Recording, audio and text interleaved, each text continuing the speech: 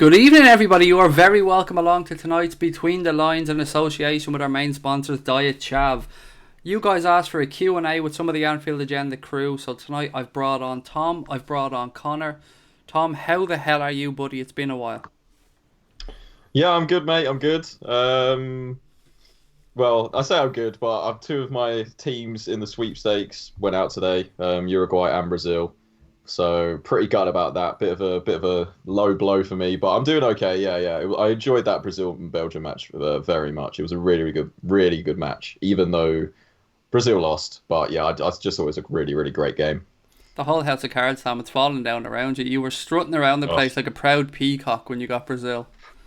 I was pretty happy. I mean, they were odds-on favourites to win the tournament, and they had looked really good.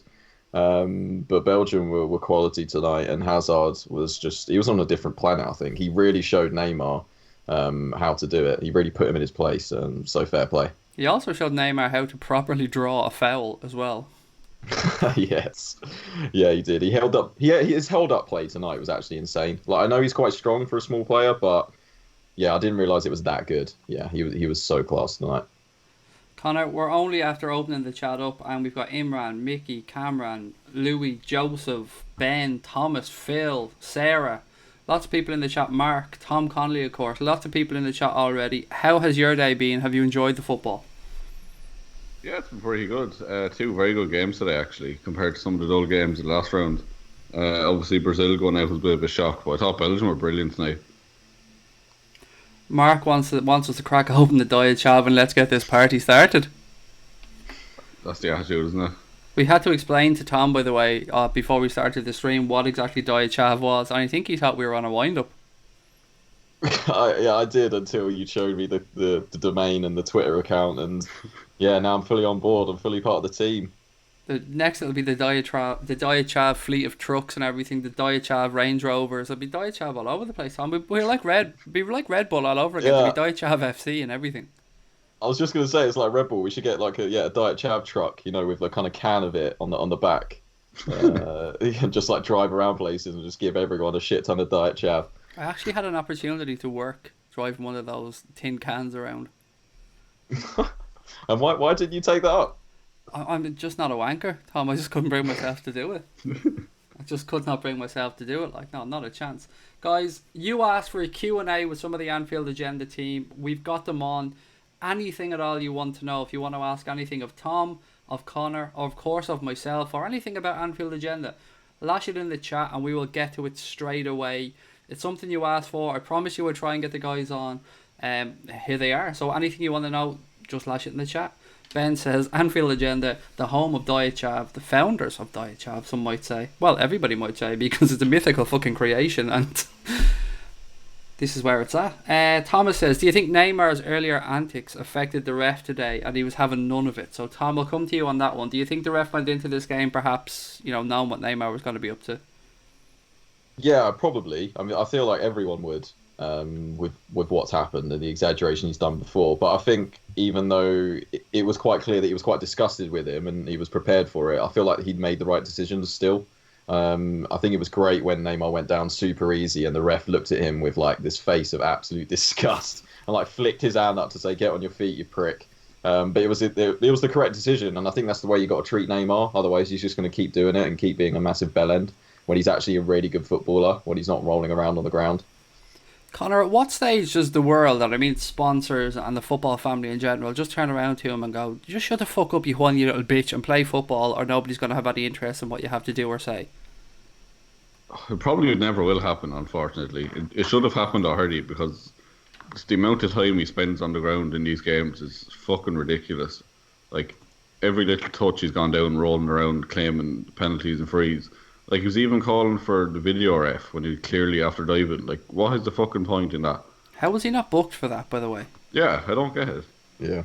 I mean, the referees Makes no in this sense. tournament have been brilliant. I have to say, they've been really good at not buying a lot of the dodgy fouls and stuff. But I've seen very few yellow cards for simulation, Tom. Yeah, and there has been quite a lot of it as well, as you just said. Yeah, I don't know. I feel like we're quite good at that in the Premier League. Actually, I feel like we haven't really seen that as much this World Cup, but we do see it quite regularly in the Prem. So I'm wondering if like it's not been fully stated. by FIFA, if you know what I mean, or briefed to these refs. I don't know. Evan says, how hard is it to give Martinez credit? He hates eating humble pie. And Tom, we were only speaking about this before we came on and in the WhatsApp group as well. I mean, he deserves immense credit for the way he set that team up today. Yeah, definitely. Yeah, I mean, I've been a critic of his before, but tonight, yeah, he got it spot on. The counter attacks were absolutely brutal. Putting De Bruyne in that kind of top of the diamond or false nine. Lukaku on the right was insane, and Hazard was doing bits. Just the whole system was fantastic. And yeah, I said to Craig before, I think we forget that he won the FA Cup with Wigan, like Wigan FC, and they were going down that season, so they weren't even a good team. But he won the FA Cup with Wigan. Like, if you say that out loud, then you realise how much of an achievement that is. So, yeah, he does deserve a lot of credit for tonight, definitely. I'll never forget those images, Connor, of Roberto Martinez having coffee with John W. Henry in Boston. Yeah, well, how long ago was that? It was just before Rodgers was appointed. Rodgers, I think, had already refused the job once publicly because I think he wanted more control over the decisions and stuff like that. So then I think, I have a feeling, of course, this is just a guess, that Roberto Martinez would lure it over to Boston to kind of make Rodgers reassess. Yeah, it's quite possible, to be fair. Yeah, I've always criticised him, but you have to do is say fair play to him. He's done a brilliant job in the last few rounds. I think everyone really questioned him when the squad came out first and he left Nainggolan at home. And that just seemed ridiculous, but he's getting the job done, so you can't really criticise him too much. Like, first that comeback in the last round, that took a lot of mental strength. And then just to blow Brazil away like that was very good. Like, they looked very impressive tonight. And I'd say they're probably favourites, or second favourites now to go on winning. After Russia, of course. After Russia, of course, yeah. Well, Tom, it doesn't really matter what anyone has to say, buddy, because it's coming home. Yeah, it is, yeah. Oh, I bet it's a bit weird for you too, isn't it? Yeah, being on with a team that can actually do something in the World Cup is quite nice. Excuse me, I believe Ireland won a penalty shootout at a World Cup long before England did.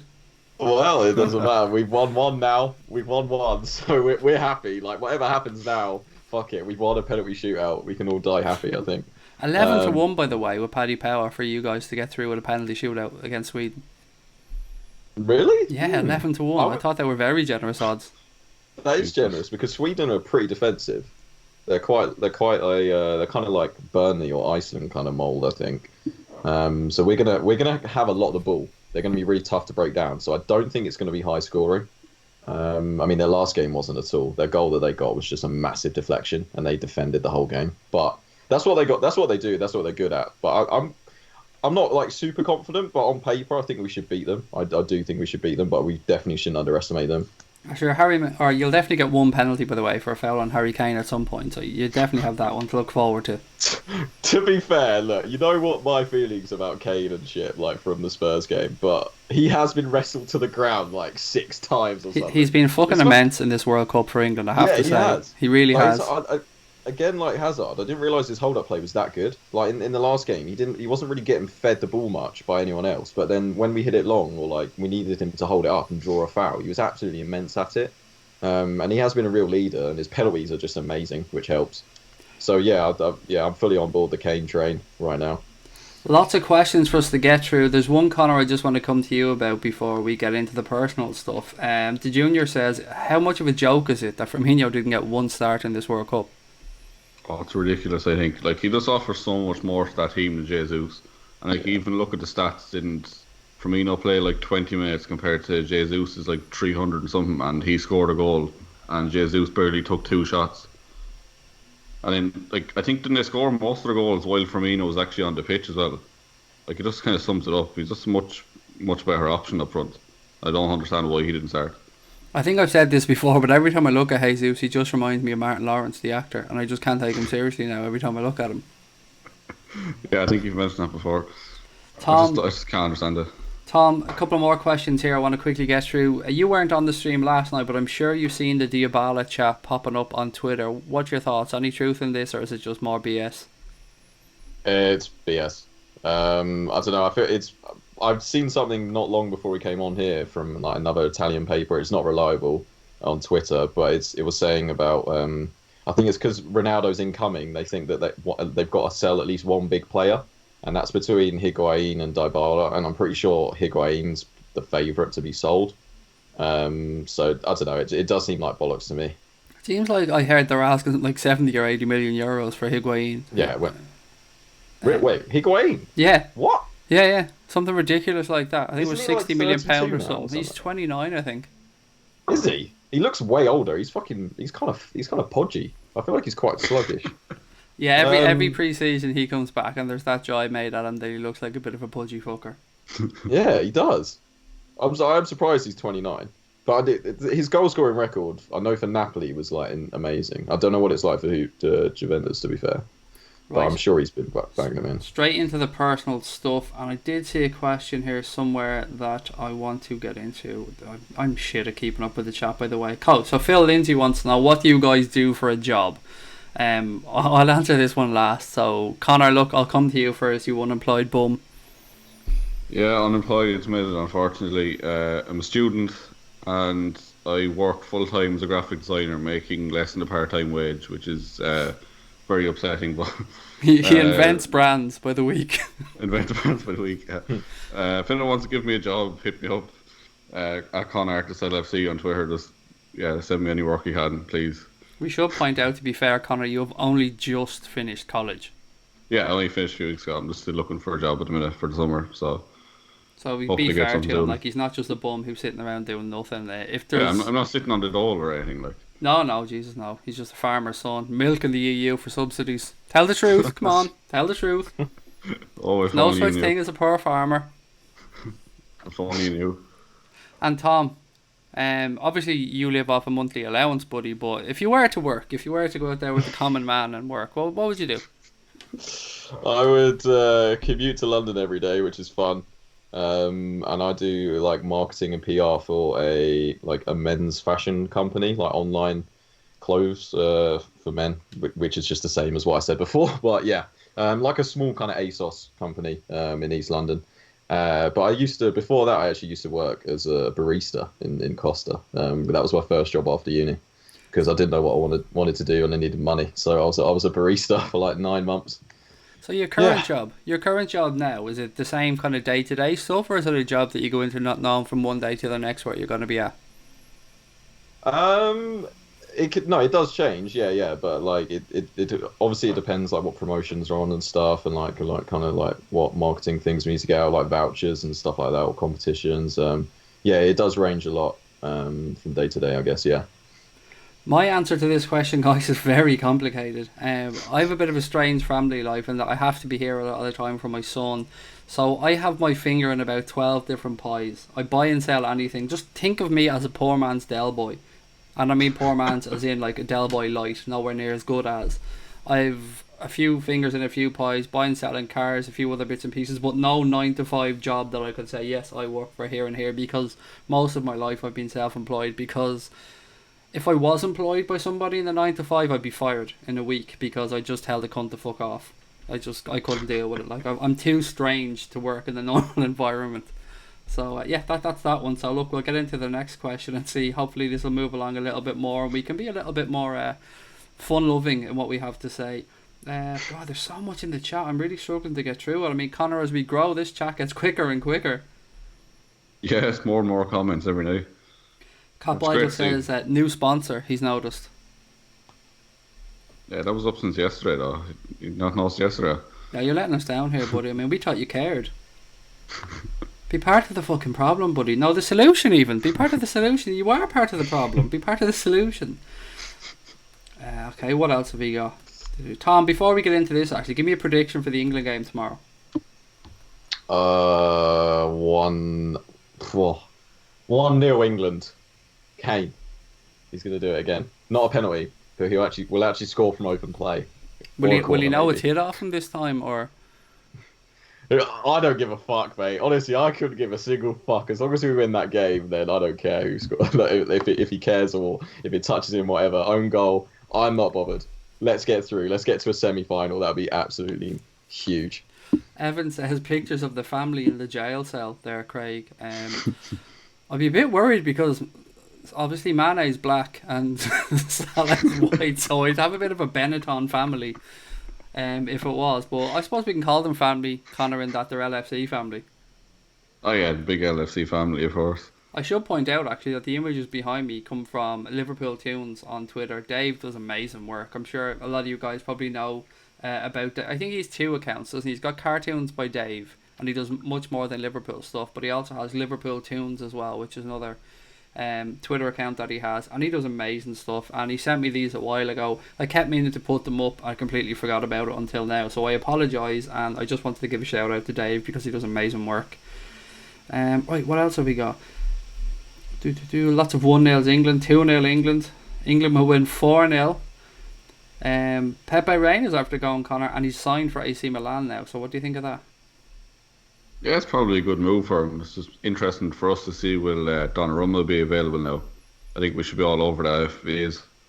Yeah, the group chat got a little bit tasty earlier on around the goalkeeper situation. Our WhatsApp group, myself and Chris and Dave were kind of going at it a little bit about Alisson, and the love for Alisson seems to be falling away by the day here. He doesn't look like a 70 or 80 million pound player. Like he looks alright, but he doesn't look like a huge upgrade, to be honest, from what I've seen. And Tom, what do you think, the goalkeeper situation? What would you like to see happen? I did see the group chat earlier. I'm not gonna lie, I was tempted to get involved, but I don't know. I just thought, Craig, I was on your side, mate. I don't know how they're saying like what Alisson is terrible. Like, what has he done wrong? I don't know what he's done wrong this World Cup. Has he I think it's like he hasn't done much good. I think it's that he hasn't looked like a £70 million goalkeeper. I think. But I think that's the problem. Yeah, that's the problem. Like, obviously he's not a £70 million goalkeeper. I don't think any goalkeeper's really a £70 million goalkeeper, other than what, De Gea maybe. Like, if you're pushing it. But I think that people just keep the price in their head. And, you know, if price was no object, would you take Alisson over Karius? Then yes, like every day. And I think even Chris and anyone else in the chat would probably agree with that. But it's just that price. Is he a £70 million keeper? No, he probably doesn't look it, but fucking hell. And also, I thought Courtois tonight was insane as well. Did you see that save? We've been linked with him quite a bit. I don't know what you make of that, but I always thought he wanted to go back to Madrid. So I'm not sure it makes much sense. I heard Jordan Pickford said that he'd have caught that.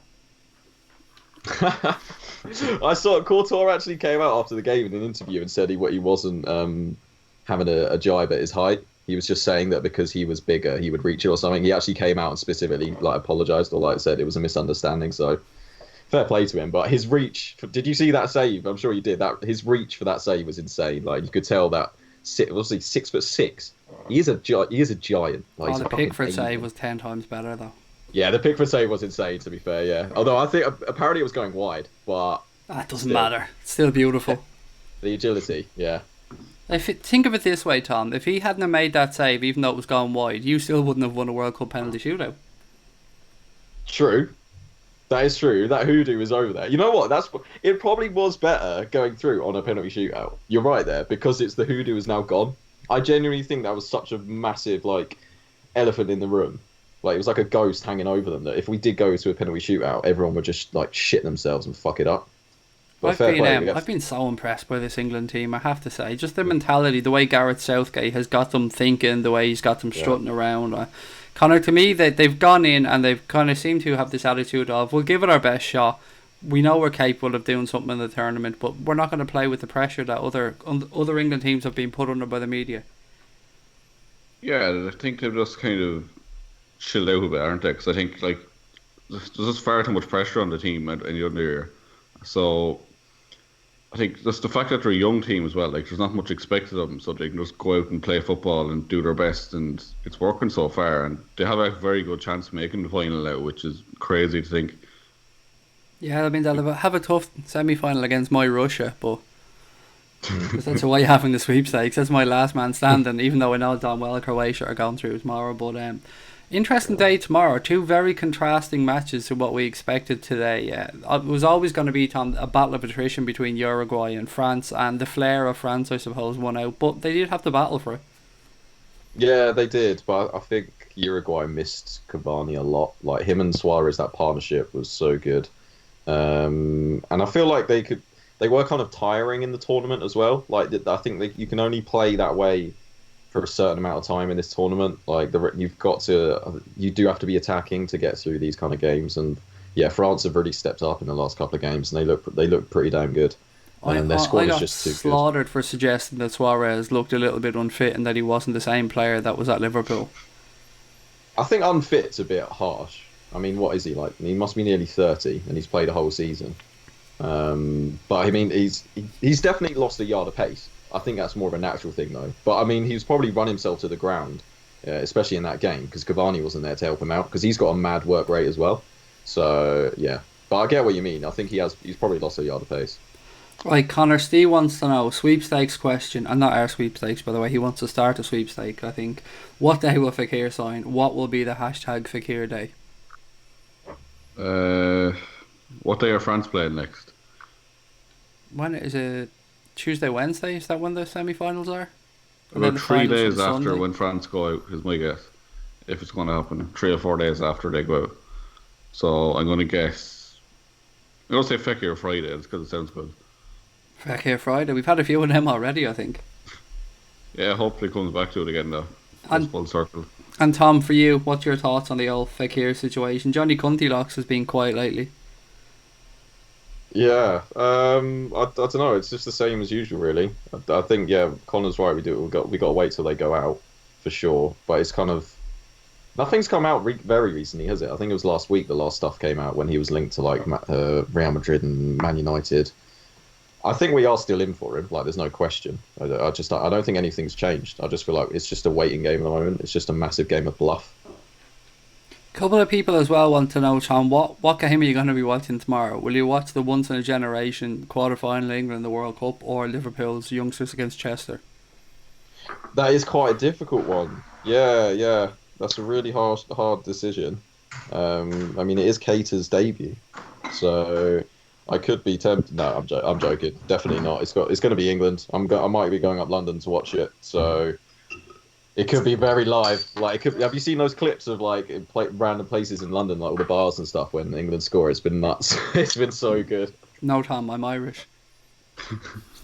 Have you not seen anything on Twitter? Like, have you just a massive blackout of I England? honestly haven't been on Twitter much at all since I started this Fair enough. YouTube business. I've turned my back on the dark days and I'm over here on the bright side. Well, just to inform you, it's been getting pretty nuts. Like, and it's not even been a quarter final yet, and it's already been popping off. So yeah, it could be pretty live. Connor, we haven't even unleashed Diet Chav on Twitter yet. Yeah, only barely. We kind of touched on it slightly, but yeah, it's going to take over Twitter someday. Yeah, I Well, think. who should we target with, do you think, other than Liverpool fans? I don't England know. fans. Who would be the most susceptible to it? I don't know who are the most gullible fans. And What's the you know, most England. chavvy corner of Twitter like? I'm not England touching that. fans. I'm not touching what's the most chavvy corner of Twitter. No way. Love Chelsea. Island fans and Chelsea. There you go. You've answered it. I didn't have to answer it. A question here from Sarah, Tom, and she wants to know, what do you guys think of Dybala? They'd want 80 million for him. Is he worth it, or should we be spending that on the keeper? I'd rather spend. Sorry, you gone. Sorry, mate. I'd rather spend that on a keeper, and because I feel like we're going to get Fekir or someone else. So I would rather spend that on a keeper. Like, he does seem like a pretty good player. I haven't seen a lot of him, but he does seem like a really, really good player. But I don't know. I feel like, yeah, keeper's definitely the priority for me. And Connor? Yeah, very similar. Just like, I think keeper is kind of the priority, but I would love to see Dybala come in. I think Fekir is going to come in, so I doubt the Dybala stuff is true. I'd say it's kind of just a rumour put out there to maybe get Johnny Cuntilocks moving again, thinking we're going to move away from the Fekir deal.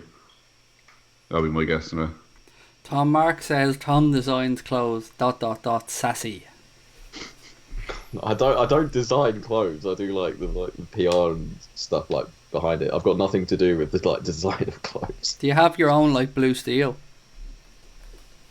Blue what? Blue Steel? Tell me you've seen that film.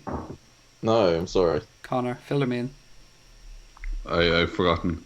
Oh my god. I think I know what you're on about, but I don't want to look like an idiot. Go on. Nah, sorry, you go on. You No, explain. no, You're I'm not better bailing at you out of explaining this that. one. No, You're better at explaining that. no. We'll let you live in your bubble. One second, I was googling it. Tom says, do you think Klopp will give Camille Grabara a shout tomorrow, Tom? Or a shot, I think he meant to say tomorrow. Who? Young goalkeeper. Oh, the Polish one.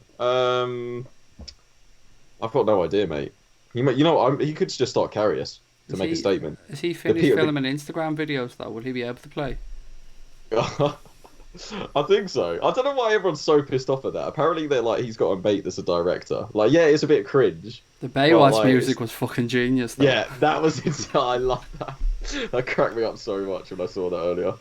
It was too good. It was brilliant, to be fair. Whoever made that, I was pissing myself watching that. But I think he could start with Karius because the whole Karius PR was like getting spun out today. Or was it yesterday? I can't remember. But yeah, they're backing Karius a lot right now, so I wouldn't be surprised if he starts. Connor, have you figured it out yet? Yeah, it's the polls from Zoolander, isn't it? There you go. That's what I was thinking. I wasn't sure. Yeah, that's what I thought. Yeah, like Zoolander. Yeah, but Blue Steel. I know. So you don't? I have my own Blue Steel. Do you want to do it? No. I'm not unleashing it until we do the first Diet Chav round of advertising. So you're the only one on webcam here, so you have to. Yeah, exactly. That's true. No. Then I've ruined a whole marketing campaign for Diet Chav if I start like just willy nilly lashing it around. Yeah, that's true. There's a name that's popped in the chat here, Tom, and it's somebody who I think was linked with us before. I've also seen him linked with United, and he's not really getting much of a look in, and that's Mario Kovacic. What do you think of him? We've been linked for him for like what 3-4 years. It feels like. Yeah, I don't know. Like it just never comes off, does it? He's a good player, but I think we're actually pretty damn stocked in that midfield area, with Keita and Fabinho coming in. So I don't think we're going to be getting any more like midfielders. Well, plus Fekir as well, if you count him as a midfielder. So yeah, I can't see us getting him at all. Connor, Phil says here in the chat that Stoke apparently are looking for a loan player in the Shaqiri deal. He questions Solanke possibly. Yeah, we could send like Solanke or Ings maybe. That makes sense. I think. Trying to think something else. There's no fucking way Danny Ings is going to Stoke. Though. Yeah, I was going to say Ings is better than that. He's better than that, but I'd say they would ask for him. Who else could we give him? Markovic, there we go. That's a good show. Wheel him out. Stoke are too good for Markovic, to be fair. Yeah, that's true. Oh, that's painful to say. Right, what else? Don't know who else we could send really. Mignolet. Nah, he should be better than Stoke. The White Warrior wants to know how on earth did Fabinho not get into that Brazil team ahead of what's in there already? It is a tough one. Like, you see that squad, and yeah, you probably could have done with Fabinho. Like, yeah, he covers, like, he can play right back and defensive mid, so like them kind of versatile players just do well in squads World Cup. So it's no brainer for me. They should have brought him. Tom, everybody seems to be forgetting about the fact that now Alisson can be announced. Yeah, exactly. Yeah, just wait. What? I'm gonna put a marker down and give it 48 hours. He'll be a Liverpool player. There you go. I said it. Done deal. It's done. Forget it. Do you know what? I've asked the two guys to come on, and there hasn't been a single question, I don't think, really in here, other than what do you guys do for a living?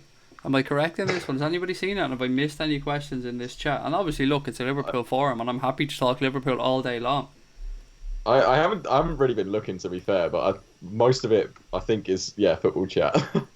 Well, let's turn it around. Fine by me. Let's turn it all around then. Let's go straight into Liverpool chat. Tom, give me a subject you want to get stuck into, something that's been boiling under your skin, or something that you've been seeing a lot of chat about that's been pissing you off. Not gonna lie, I haven't really been like following it that ardently with the World Cup on, and like England doing well. I think honestly, I haven't really been keeping fully up to date with it. It's gone very quiet right now, hasn't it? It has, and I think this may well be the calm before the storm, because if you look at the World Cup coming to an end, I think it ends on Sunday, next Sunday if I'm correct. After that, there's only about 3.5 weeks left, maybe 4 weeks before the season starts. I think it's going to be absolute madness, and I think the last couple of weeks are going to be just bedlam. Yeah, I think because there's been such a long period of quiet. I mean, how long is it since we signed Fabinho? That was like even way before the World Cup, wasn't it? So that's like 3-4 weeks ago now. Yeah, you're right. It's gonna have. Well, it has to be fucking busy because let's talk about goalkeepers then. I know people might be sick of it, but I don't know. What do people think of actually going into the new season with Karius as our keeper? To me, that's God. Do you unacceptable. want to just fuck the grenade straight in then? That's to just pull the top off. Yeah, let's just go straight in. I don't care. I got a beer here. We're in here for the long haul, Craig. We might as well just get down the dirty right now and talk about Karius. We will get into it, but there are a couple of questions after popping up, Tom. So I'm afraid I have to ask these. What's your favorite sauce, guys? I mean, somebody said they like chili sauce. So Connor, what's your favorite sauce? Garlic mayonnaise. Fucking love that. And Tom? Reggae sauce. Unreal. Well, gents, I'm a fucking chav, so obviously the answer is ketchup for me because I'm. That's about whatever. I'm not fussy. I'm not that fussy. Oh, disgraceful. That's even like it would have been fine if you said Heinz, but no. Yeah, you see, but we have chef ketchup over here in Ireland, Tom, and I think it's What is nicer that? than Heinz. Is it? Okay, fair enough. Some people all will the tell you same, it's to be too fair. vinegary, but do you know what? The That's one the from thing. Lidl isn't too bad actually. I don't like don't many see of the the difference, cheap ones, maybe. but I don't think the Lidl's too bad. The seriously cheap ones are just a bit vinegary for me though. Like they're just a bit like watery. I don't know. Yeah, there's nothing worse than when you go and you pay for a burger somewhere or something, Tom, and you Yeah. pay decent money and you just know it's shit ketchup you're having. You just know Exactly. they're sticking their Yeah. fingers up at you. And you don't want to ruin it. You don't want to put it on, but you can't not have that ketchup in a burger. So you just got to just bite the bullet and put that watery shit in there. But you know, it is what it is. Right. Snog, marry, avoid, Connor. Karius, Salah, Firmino. Which one are you having? Mary Salah, Snog, Firmino, avoid Karius. That's fairly obvious, I think. I wouldn't have said that was obvious at all. Karius is beautiful. Oh. Beautiful young man. Yeah. Yeah, but you really want to have to look at his face, like knowing that what he did in Kiev, like you just don't want to be spending the rest of your life looking at that face. It's snog, marry, avoid. You could just snog him. Snog. You could hate. Yeah. You could hate fuck Oh him. yeah, that's true. Yeah. To an Then extent. Firmino's just a beautiful man, like, isn't he? I don't know about that. Like I love Firmino, but I don't think beauty is one of the things that first comes to mind. I would 100% snog Karius. That might give him a little boost before the season, get him back on track. You know. Oh, you'd marry Firmino though, wouldn't you? You'd have to marry Firmino because you know Oh, you're you'd going to have- have a fun life. Well, Mary Salah, he's always Salah. happy. Yeah, but Yeah, he's a Salah. bit boring though. No, he's not. He's I not bet in boring. person, he's well safe. I bet he's so nice. Yeah, but he doesn't fucking stroll around in mink coats with baseball hats on. Bobby is a special man. I think it's hard to compare anyone to him. Like he's just so nuts. It's hilarious. I don't know. I'm definitely marrying Bobby anyway. I'm with Tom. Fair enough. I'm fully snogging Karius. That kills me though that I have to say that I'm avoiding Mo Salah because that's horrible. Exactly.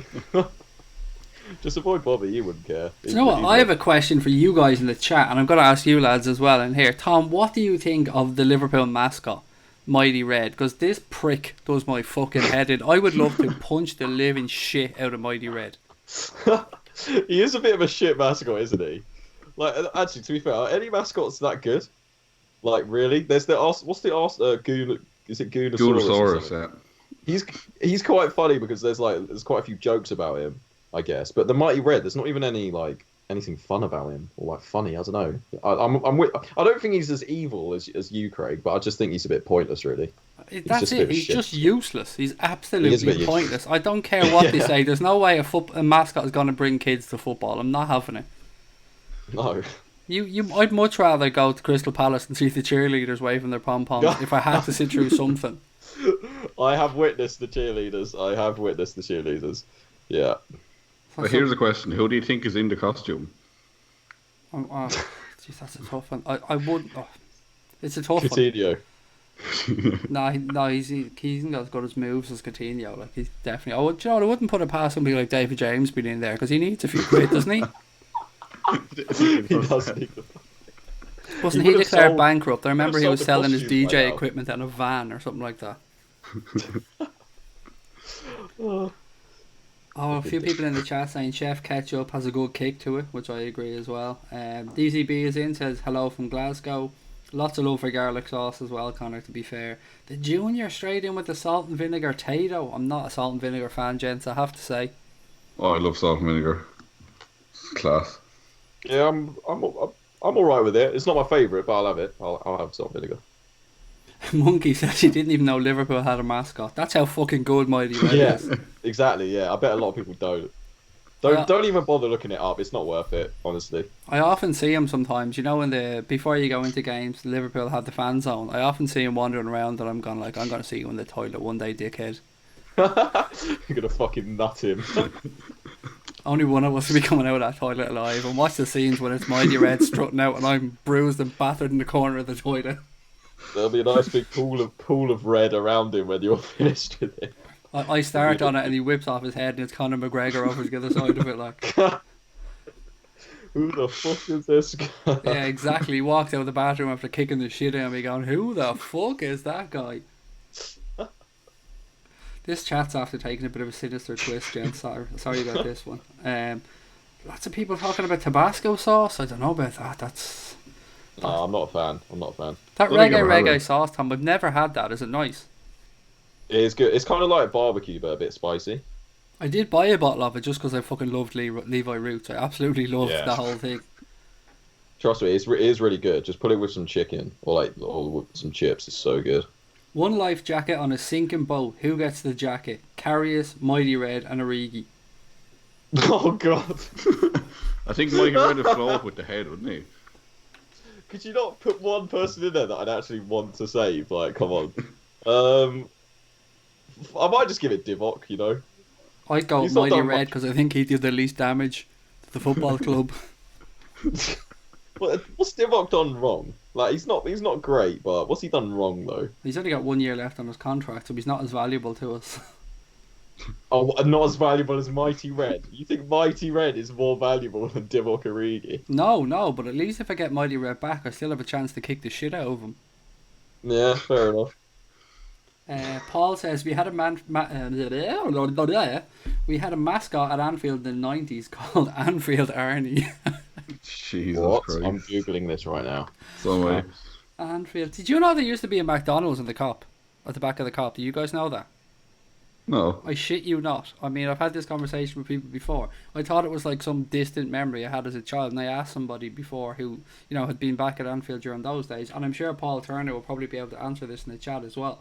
There was, I'm not imagining this, Paul, there was a McDonald's at the back of Anfield at one point, wasn't there? Or at the back of the Kop, I think, at one point. I just searched Anfield Arnie, and John Arne Reese as the first thing that comes up. Yeah. He was a bit of a mascot, to be fair. The picture's just Mighty Red then. Oh yeah, look at his little cunty face. The more I see it, the more I'm agreeing with you, Craig. Yeah, he's useless. Like, he's a halfway house. He's not anything. I'm just staring at his fucking face. It's so annoying. It's so annoying. Like, stop smiling, you prick. Ugh. And you thought it was just me that said that phrase, Connor. Yeah, I think I just literally thought that maybe it's Mane in the suit. Yeah, there was one time where Liverpool... Was it Liverpool Spurs? Was it that game? Yeah, I think it was that one, yeah. Mane missed a sitter or something, and he turned around and he was smiling, and I just roared at the television, "Stop smiling, you prick!" Paul says, "Yeah, that's correct, Craig. McDonald's, either side of the ground, 3 pubs plus a massive restaurant." That's mad. Well, at least we got the fan zone now. Yeah, there is that. That fan zone, the queue for the toilets there was great fun. Do you know, it just doesn't work, does it, though, really? Because most of our games are in the winter time, so the fan zone is kind of, it's not great when it's pissing rain outside and everybody's in the one sheltered corner of the fan zone. Is it hot in Ireland? Is it scorching where you are? Of course. Yeah. It's always scorching here. It never falls below 25 in Ireland. Well, really? Wow, okay. Okay, somebody else says, if you could choose one player to sign for Liverpool, money no object, who would you want? So, Connor, I'll come to you first. David De Gea, just so you know he wouldn't have him, and we could. Pretty much sums up. Don't need to say much more. And for you, Tom? I was going to say the same, for exactly the same reasons as well, but that's a bit boring. So I've got no. I'll just go Hazard, just because of tonight. He was fucking ridiculous, Like, imagine him in that front three. Who would you That would take be out, though? insane. Yeah, well, that's the problem, but I'd rather have that problem than not. Well, that's true, though. I'd hate to look at his little fucking puss playing for us, do you know that? Yeah, but he's so good, though. He is brilliant. Like, tonight, he was ridiculous. He was so, to be fair, we're getting for Kieran. He could play that role. I think he played one of the best away performances, or the best performances at Anfield I'd seen of an opposing player as well. At one point, he is a top-notch player, but he does have that face. Yeah, I know what you mean. Yeah, he's a bit too hairy on the side. He looks like Mr. Tumnus, or like some kind of weird goat thing. So do you reckon he could be actually Mighty Red? Nah, he's too small. Mighty Red's a big fucking prick. I'm gonna go with Joseph actually on this one. I'm taking Mbappe right now if I can have any player in the world. Yeah. Good shout. That's a way better shout. It's than Joseph's Hazard, shout. I'm just copying it. I've seen it here in the chat, and I just thought, I'm not gonna get any better than that. I'm definitely imagine shout, Mbappe tearing down with Mo Salah. You know what? He's the closest thing I think I've seen since R9 Ronaldo. Like that raw talent was and pace was just ridiculous, and I loved R9. I thought he's actually kind of a bit underrated. He's like a mixture of Thierry Henry and Ronaldo. Yeah, Henry as well. Yeah, and we mean fat Ronaldo here, like not CR7, like the real Ronaldo, that Juventus Muppet. Okay, what else have we got? Kevin De Bruyne is the junior show for who he takes. Yeah, good show. Damo says it's so hot in Ireland that we're all in shock. The hosepipe bans are being threatened. The island is a big fucking sponge. It is gas. Like we're surrounded on every side by water, and they're threatening us with a hosepipe ban, Connor. Yeah, it is mad when you think about it, isn't it? It's mad, and nobody will pay any attention to it whatsoever. Yeah, did they expect people to ring in if they see someone using the hose or something? Like, how are they supposed to I don't know. They tried to make us pay for water, and we had none of that. They lost that war. That's the difference between England and Ireland. Like over here, if there's a hosepipe pad, everyone's like, "Oh no, can't use them hoses." And in Ireland, you're just like, "Yeah, literally don't give a fuck." The best they're gonna get me to do is to turn the tap off when I'm brushing my teeth in between spits. That's about the best they're getting out of me. Oh, that's disgraceful, Craig. That's. I'm still filling up that swimming pool at the back for my son every day of the week. I don't care if I start filling it full of diet chav. Do you like the heat though? Like I'm a big fan of the heat. I love summer. You've probably heard me before, Tom, threatening to move to America or talking about moving to America. I'm a different human being with warm weather. My mental state goes up tenfold. I feel so much better. And the Ireland and the UK in the sunshine, they're two of the most beautiful places you could ever want to be in the sunshine. In the winter, they're depressing as fuck, but. I just love it because you can just go outside and just chill out and just go and see people. And up in London, I know it's super busy and whatever, but if it's a nice day, it's so good. There's a lot to be said for just sitting in a park and chilling out for a while. Yeah. Reading a book or just laying by a tree and reading a book. Get sunburned. I tan pretty well, to be honest, so I'm not too bad. I've just refused point blank to put on any suntan lotion since the sun has come around. Such a child, Craig. I'm going away in October, and I'm getting the baseline done before I go away. Definitely. Yeah. Does your head not just scorch? No. Not really. No, it's my nose and my feet would really burn really badly. Yeah. I'm so bad. If I go outside for 10 minutes, I come back in burned. It's actually ridiculous. That must get so annoying. I feel bad for you. Right, so Connor or Tom, excuse me, we're going to get back into this goalkeeper situation. The personal questions seem to have dried up a little bit here now. Neil says if we even if we paid 88 million for Oblak, it would mean we got Van Dijk and Oblak and Coutinho. No, excuse me. I'm going to reread this question and I'm going to try and not sound like an idiot. It said even if we paid the 88 million for Oblak, it would mean we got Van Dijk and Oblak for the Coutinho money. We should just pay the money for Oblak. It'll save us in the long run. Tom, the only thing I'd say to that is it's not that simple. Oblak would have to want to come and play for Liverpool Football Club as well. Yeah, that is true. Although when you said it's not that simple, I thought you were going to talk about the money situation. But when you put it like that, it does seem a bit mad that, Oblak, that for those Coutinho to those two is definitely a massive upgrade, and that would be great transfer business in my opinion. I feel like we should have the money, seeing as we are one of the biggest clubs in the world, and our net spend has been pretty minimal recently. I know we've just spent 90 million on 2 new midfielders. But still, that Coutinho money was huge, and Champions League money as well. I mean, we got to the final, so we'd have a shit ton of that. But you're right. Do you think he'd come to Anfield? No. I think he could. I think he could, but he hasn't signed a new contract yet, has he? I think the fact that there's been no links of him going anywhere kind of makes me think, Mm. and again, it's just my opinion, that he's very happy where he is. Now, I Yeah. get your point, but I think it's only about the release clause he's arguing. Probably, yeah. I think he thinks €200 million release clause is a bit unrealistic. Yeah. And he may I never dunno, want but- to leave Madrid, I suppose. I think he's probably Yeah. just given himself an option. That's the thing, they just tied Griezmann down. Who did they signed Thomas Lemar as well? So yeah, let's go. Why would you leave, really? Like, they're doing really, really well. Yes, they might not win La Liga, but they've got, well, I don't know, they've got a good chance now, I think. They've got the Wanda Metropolitano Stadium as well, brand new spanking Yeah. new stadium.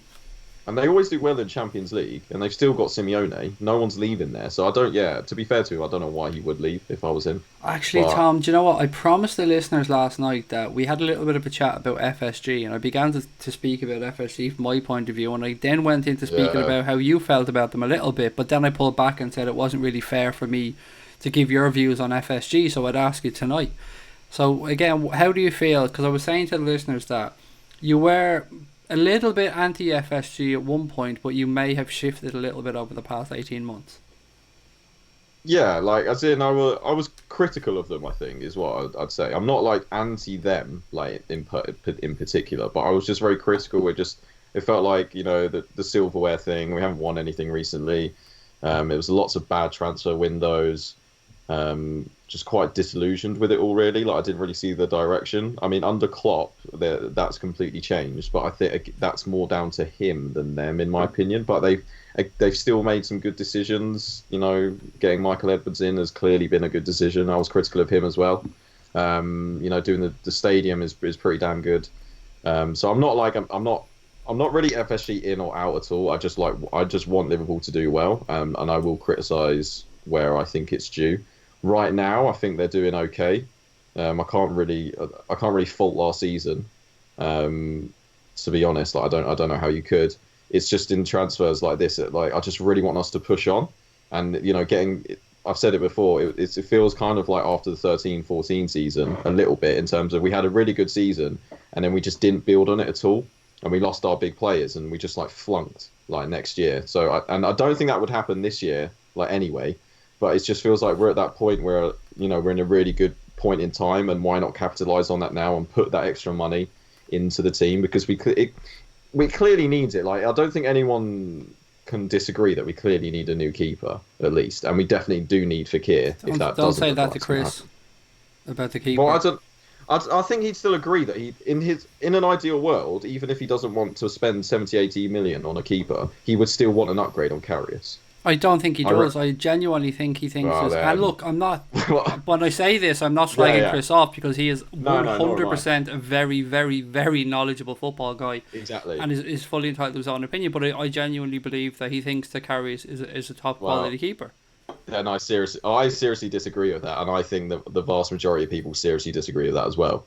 But I understand with the keeper situation, there aren't many good keepers out there, and we clearly want a top draw keeper, because we're not going for a second rate one. So we're only aiming for the top draw. And to me, that in itself does show progress. Just bringing it back to FSG, because some of the transfer windows we've had in the past with them has been shocking. And I don't know if that's because of them or Rodgers, but it was very consistent under their leadership. So, but transfers recently have been absolutely amazing. Salah, Van Dijk, etc., etc. They've shown they are willing to spend big on a player with Van Dijk. So yeah, right now I'm content with them, but I just don't want to be disappointed with this transfer window at the end of it. Like, I'll wait until the window closes and reassess my opinion on them. But right now I've got no complaints at all. Now, Connor, I want to come to you in a second, and it's a two-part question, but I want to just follow up with Tom and ask, how much of the transfer situation do you think is down to the ownership, and how much of it do you think is down to Jurgen Klopp only wanting specific players? That's a good question. I do think it's a bit of both. I mean, clearly Jurgen Klopp has got really specific ideas on what players he wants. We saw that with Van Dijk. We saw that with waiting for Keita. So yeah, and I think we're seeing it now with the keeper situation. Like I said, we're not going for a second-rate keeper. We're just going for the ones that he clearly definitely wants. So, but in the past, it had negotiating clearly wasn't working. I don't know if that was just Ian Ayre, but I mean they're the ones in charge. They're the people that appoint Ian Ayre, like if you get what I mean, and they're the ones that constrain the budgets and decide if there's a transfer committee and stuff like that. And I think in the past that has deserved criticism because it has failed. I think they did fail in the past, in like not miserably, but it just didn't work at all. But now it's changed. Like with Klopp, it has changed, and I think that is down to Jurgen Klopp. And I know they hired him, and that's what people always say. Yeah, they hired Jurgen Klopp, so that makes them amazing, and I get that. But that should be a minimum of an ownership group, is to like hire a world class manager, because we're Liverpool Football Club. Like we should have a world class manager. So in my opinion, that's what they should be doing anyway. If they want to succeed and be a top class team again, and want to win things, we're going to have to spend a bit more money on this team. Like it's just a reality. Sounded like you were just cracking open a fresh bottle of Diet Chav there. Yeah, did, yeah. Diet Chav here in my hand now. Connor, apologies. Same question as I asked Tom, but I also want to follow up with a statement that Monkey has put into the chat, and he said, think of the psychological effect of Liverpool having Brazil's first choice and Manchester City having their second choice. Yeah, it's a good point actually, because I brought up a few times with Nick Pope the fact that he'd be second choice Pickford for England, so with Everton it'd be a bit strange, and yeah, like you said, it'd be a big statement going the other way if we signed Alisson, who's obviously ahead of Ederson. So yeah, it makes sense that way, yeah. And getting back to the situation around incoming players, how much of it do you think yourself is down to Klopp wanting only specific players, and how much of it do you think may be down to the owners being a bit tighter with the purse strings? I think it's mainly Klopp, to be honest. He seems very stubborn in his ways on what players he wants, which is good and bad, really, because you can see like he brings in top quality players. Like barely any of his signings have been flops, really. Like Karius has improved since he came in.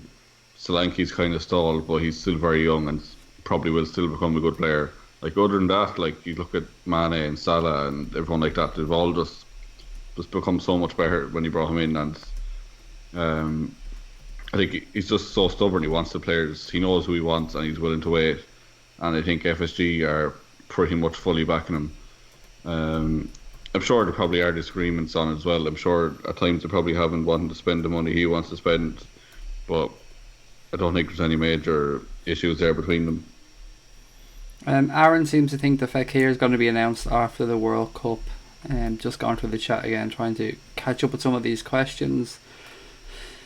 Monkey says Karius is a £4 million goalkeeper. Tom, come on. But that wasn't aimed at you, by the way. I just brought you into the chat there. Sorry, he didn't tag you in that question or that statement. Right, okay. Well, what I don't know what you mean. Sorry, I don't know what you means by that. I mean, he is a £4 million keeper. I.e., he plays like a £4 million keeper. Yeah. He was signed for $4 million. That's probably why. Yeah, that's what I mean. Like you get what you pay for, right? In a way, like obviously there's bargains out there, but if he's $4 million, then he's that money for a reason. But I don't know. I just think we need to improve. We just need a new keeper. I don't know. Like I want to like him. I want to be fine with it, but I can't get out of my head that the first mistake, everyone's just going to be like, why haven't we replaced him? It was so obvious. Because he will make another mistake. Like every keeper makes mistakes. I don't know, and I'm not sure how confident the rest of the team can be in him. I actually thought that there was. I completely misconstrued how many people were for Karius still. I mean, I've looked at chats on Twitter, I've looked at the conversations we've had with the guys on here, I've looked at comments to the streams, I've read back over them last night and stuff, and it seems it's nearly 50-50, I'd say, with people who are willing to give Karius another chance or believe he's a very good goalkeeper, and then people that are fully, there's no coming back from this. So I probably underestimated, Connor, how much goodwill there still was towards Karius. I think it's more to do with Klopp, to be honest. I think it's just everyone trusting Klopp's judgment. Like he's given us no reason not to trust him so far. So I think everyone's just still going along with him and hoping that Karius still comes good. Like even the whole thing with the concussion, like if that actually was the reason why he messed up, then like there's no reason to kick him out of the first choice because he was very good for most of the season. That's true. Tom Evans made a very good point here. He said, I don't like this, but think about it. If Klopp removes his faith in Karius and gets in the number one, does that show weakness in Klopp to the rest of the squad? I don't know. That is a difficult one. Yeah, I mean, he's got to manage this very carefully, and I feel like, yeah, he will look like a bit of a tit if he's now said that he's his number one and we go get someone else. It does feel like a bit, I guess, yeah, like he's not a man of his word. But he does have a ruthless side to him, though. I think people do forget that. If you're not, I think if you're not good enough, then you're not going to play. So he must just have full faith in Karius, which I believe that he probably does. But I still believe that we're looking for a new keeper. Yeah, even all these articles that come out about him, it's all Yeah. Klopp is willing to wait, and Yeah. all this kind of the way they word it, he'd say he's still looking for a keeper, just kind of seeing what happens. I think Exactly. he will eventually be replaced. Like, Do you know what though? If you were to say to me after when I was on holidays last October when we played Spurs at Wembley, and if you were to tell me at the end of that 90 minutes that I would be sitting there 4 or 5 months later singing Dejan Lovren's praises and saying that he has completely turned around his career at Liverpool, Tom, I would have thought you were a lunatic. And I would have 100% agreed with you, mate. 100%. But yeah, I think Lovren has improved massively, and I think most people can agree. He's still not the finished article. He's still not perfect, but compared to what he was, he does look, yeah, he does look like a really decent centre back now. Um, but I don't know. Do you think that can happen with Karius again? I think Like, for people it's easy to say that for people to turn around and say, well, that only happened with Lovren because Van Dijk came in. yeah, Whereas there's no way of predicting that or saying anything similar for Karius. Now, I'm not saying yeah, that's a good thing or a bad thing. I'm just trying to play devil's advocate here. yeah, and I'd agree with that in a way. But I don't know. I've just got a feeling about. I genuinely just have a feeling about Karius. I know it's not really much of an explanation, but I want him to do well. It's just I feel like he was dropped for Mignolet like at the start of that season. Like you're getting dropped for Mignolet. I know that's not really great. And yes, he was better near the end of the season. I was warming to him, but he wasn't like being amazing. Like he was just being a decent keeper, and that's like what we should expect from him. And if that's him at his best, then I don't think that's good enough for Liverpool in my opinion. But again, you can use the Lovren argument against that because he was a fucking shambles in that Tottenham game, and now look at him. So it's hard. It's hard to actually make a fully like a proper answer to that. But I don't know. I just have a feeling about Karius. I hope I'm wrong, but I just yeah, it's tainted now. Connor, you're probably the most. I don't want to say pro Karius because that's an incorrect thing to say. You're probably the most open to Karius starting next season as number one of the three of us. But I have to say, I'm a complete hypocrite because a few months back, and Chris pointed this out to me, and he's right. I did say I would be comfortable going into next season with Karius as our first choice if we brought in somebody to challenge him or a senior goalkeeper to come in and around him. And then Chris went on to ask me, is it just because of the mess up in the Champions League final that I feel this way? And it might well be, Connor, and I don't like admitting that. I don't like feeling that one thing in just such a major game could make me feel this way. So I'm genuinely torn over the past few hours since Chris pointed that out to me. yeah, like if we'd gone on to win that game, or even if we'd just been outplayed and Ronaldo had a brilliant game and won the game like 4-1 or 5-1, like, and it wasn't actually Karius' fault, would you still feel the same? Do you think? I don't know. I think the only thing that's making me feel a little bit better for myself is that I did point out after the Roma game that I was very worried and that Kolarov incident really wobbled me. I mean, that was ridiculous how we just palmed that one onto the bar. I mean, that was very worrying for me. Yeah, like it's a really tough one because keepers are going to make mistakes, and we said a few times on here that the goalkeeper is the hardest position to play because every little mistake you make is remembered, and everything you do is under a microscope compared to like striker. And like he hasn't made too many mistakes other than that game, really. Like I know he's not the best keeper in the world, right? But he's not nearly as bad as people make him out to be. Like people last night on Twitter when they heard we might not be signing a player, like everyone was acting as if we are going to have fucking Adam Bogdan in goal for the next 10 years. Like it's not that bad if we have Karius in goal. I'd only worry, like you said, about how the crowd will take to him if he does keep playing. What was you said about Mignolet? Like no matter how good he played, he still got groans and the nervousness around the stadium. Every time And the ball got passed backwards, you could hear an intake of breath every time Mignolet went to swing his club or yeah, leg. exactly. I worry that way, where that'll happen with Karius as well, and it's going to be a long time, I think, before most people will forgive him, I think.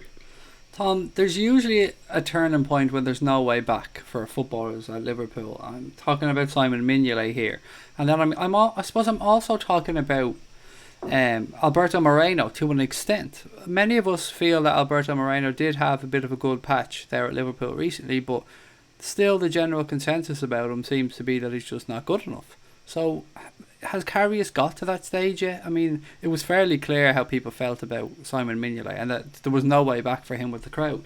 Am I just being too negative here? Is there a way back for Karius? I think there is, yeah, clearly, by how many people are kind of warming to him, or and how Klopp's like speaking about him. I mean, there's definitely a way, because Klopp is very loyal, and I do agree with Con that it's not like the end of the world if we don't get a new keeper. Like, I would be really disappointed, and I think it would be a mistake, and I would disagree with it. But yeah, Con's right. Like, he's not like the worst goalkeeper in the world, and he will still do a job in there. But it would just be better if we had someone else. And I think there is a way back for him, though. I think if he tightens up and he has a few good games and he makes some big saves, no mistakes, in like the first 10 games, then I reckon people will probably be all right with it. Tom Damo asks, Craig, did you and Tom know each other before the whole podcasting thing, or did you get to know each other in a Chav Meets Posh podcast?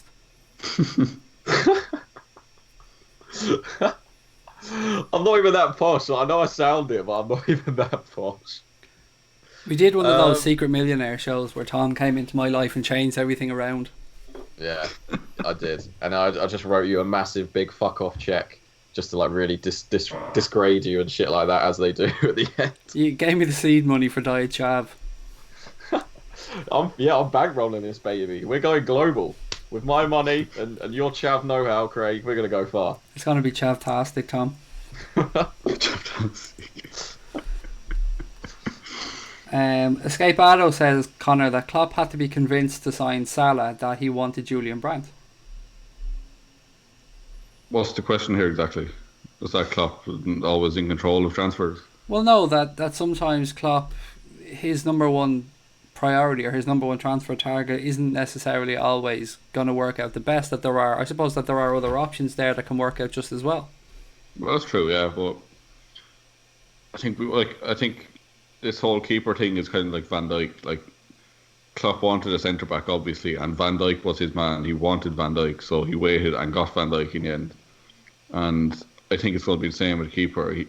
Everything I've read suggests he just really wants Alisson, and I think he's just going to wait and get him on it. But then again, like, the rumours now that he's off to Chelsea, so I don't really know.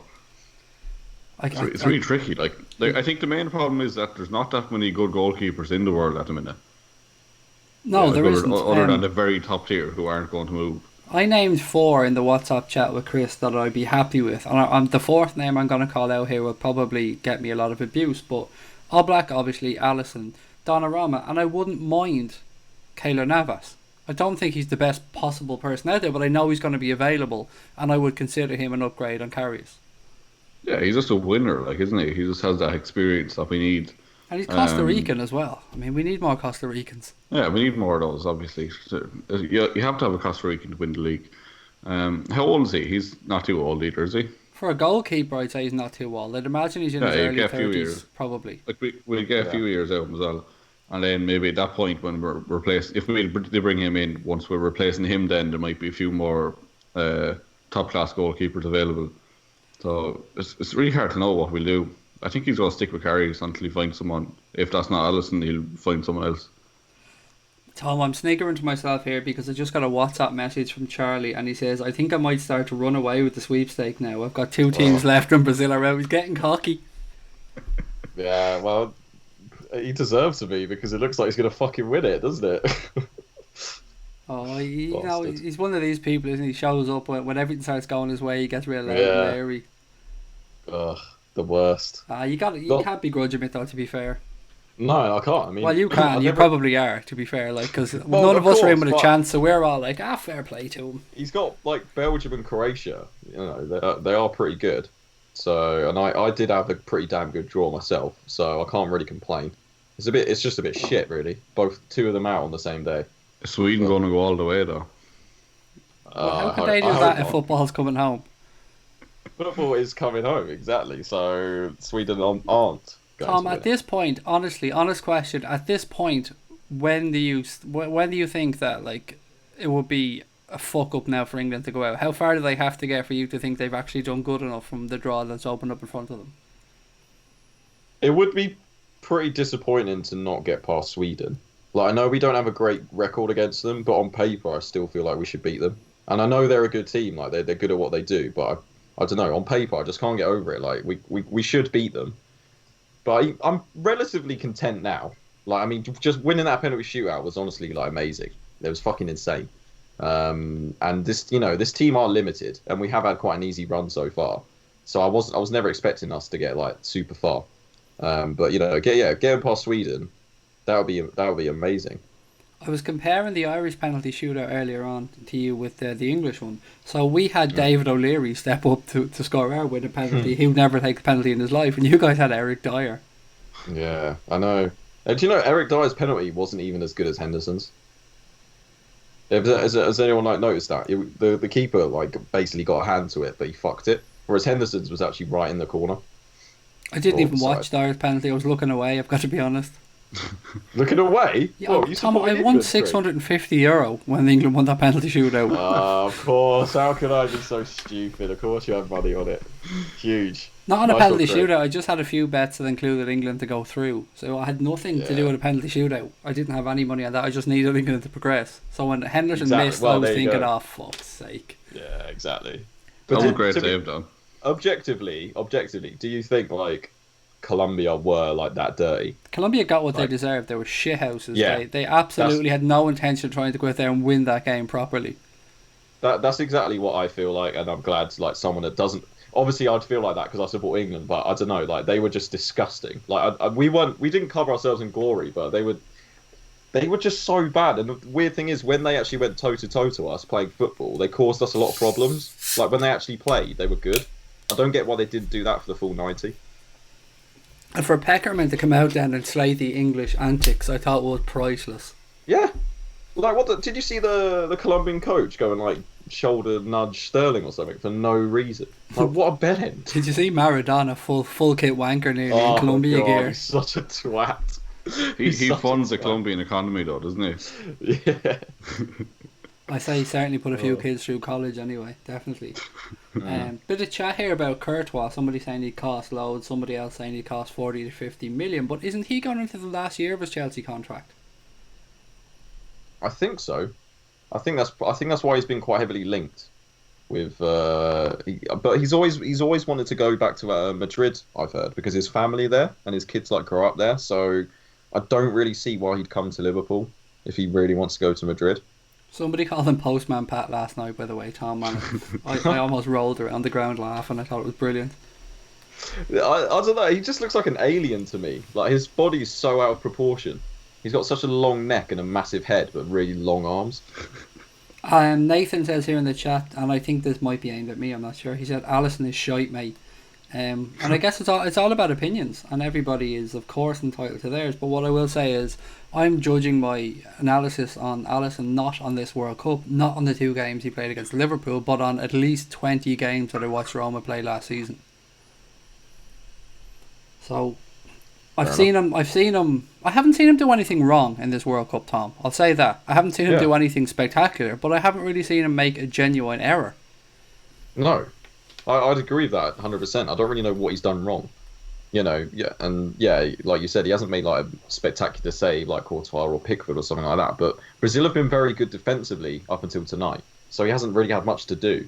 To be fair, And Connor, what's your take on Alisson? Like, have you seen much of him apart from the games that Liverpool played against Roma and obviously this World Cup, which he hasn't had much to do in, to be fair?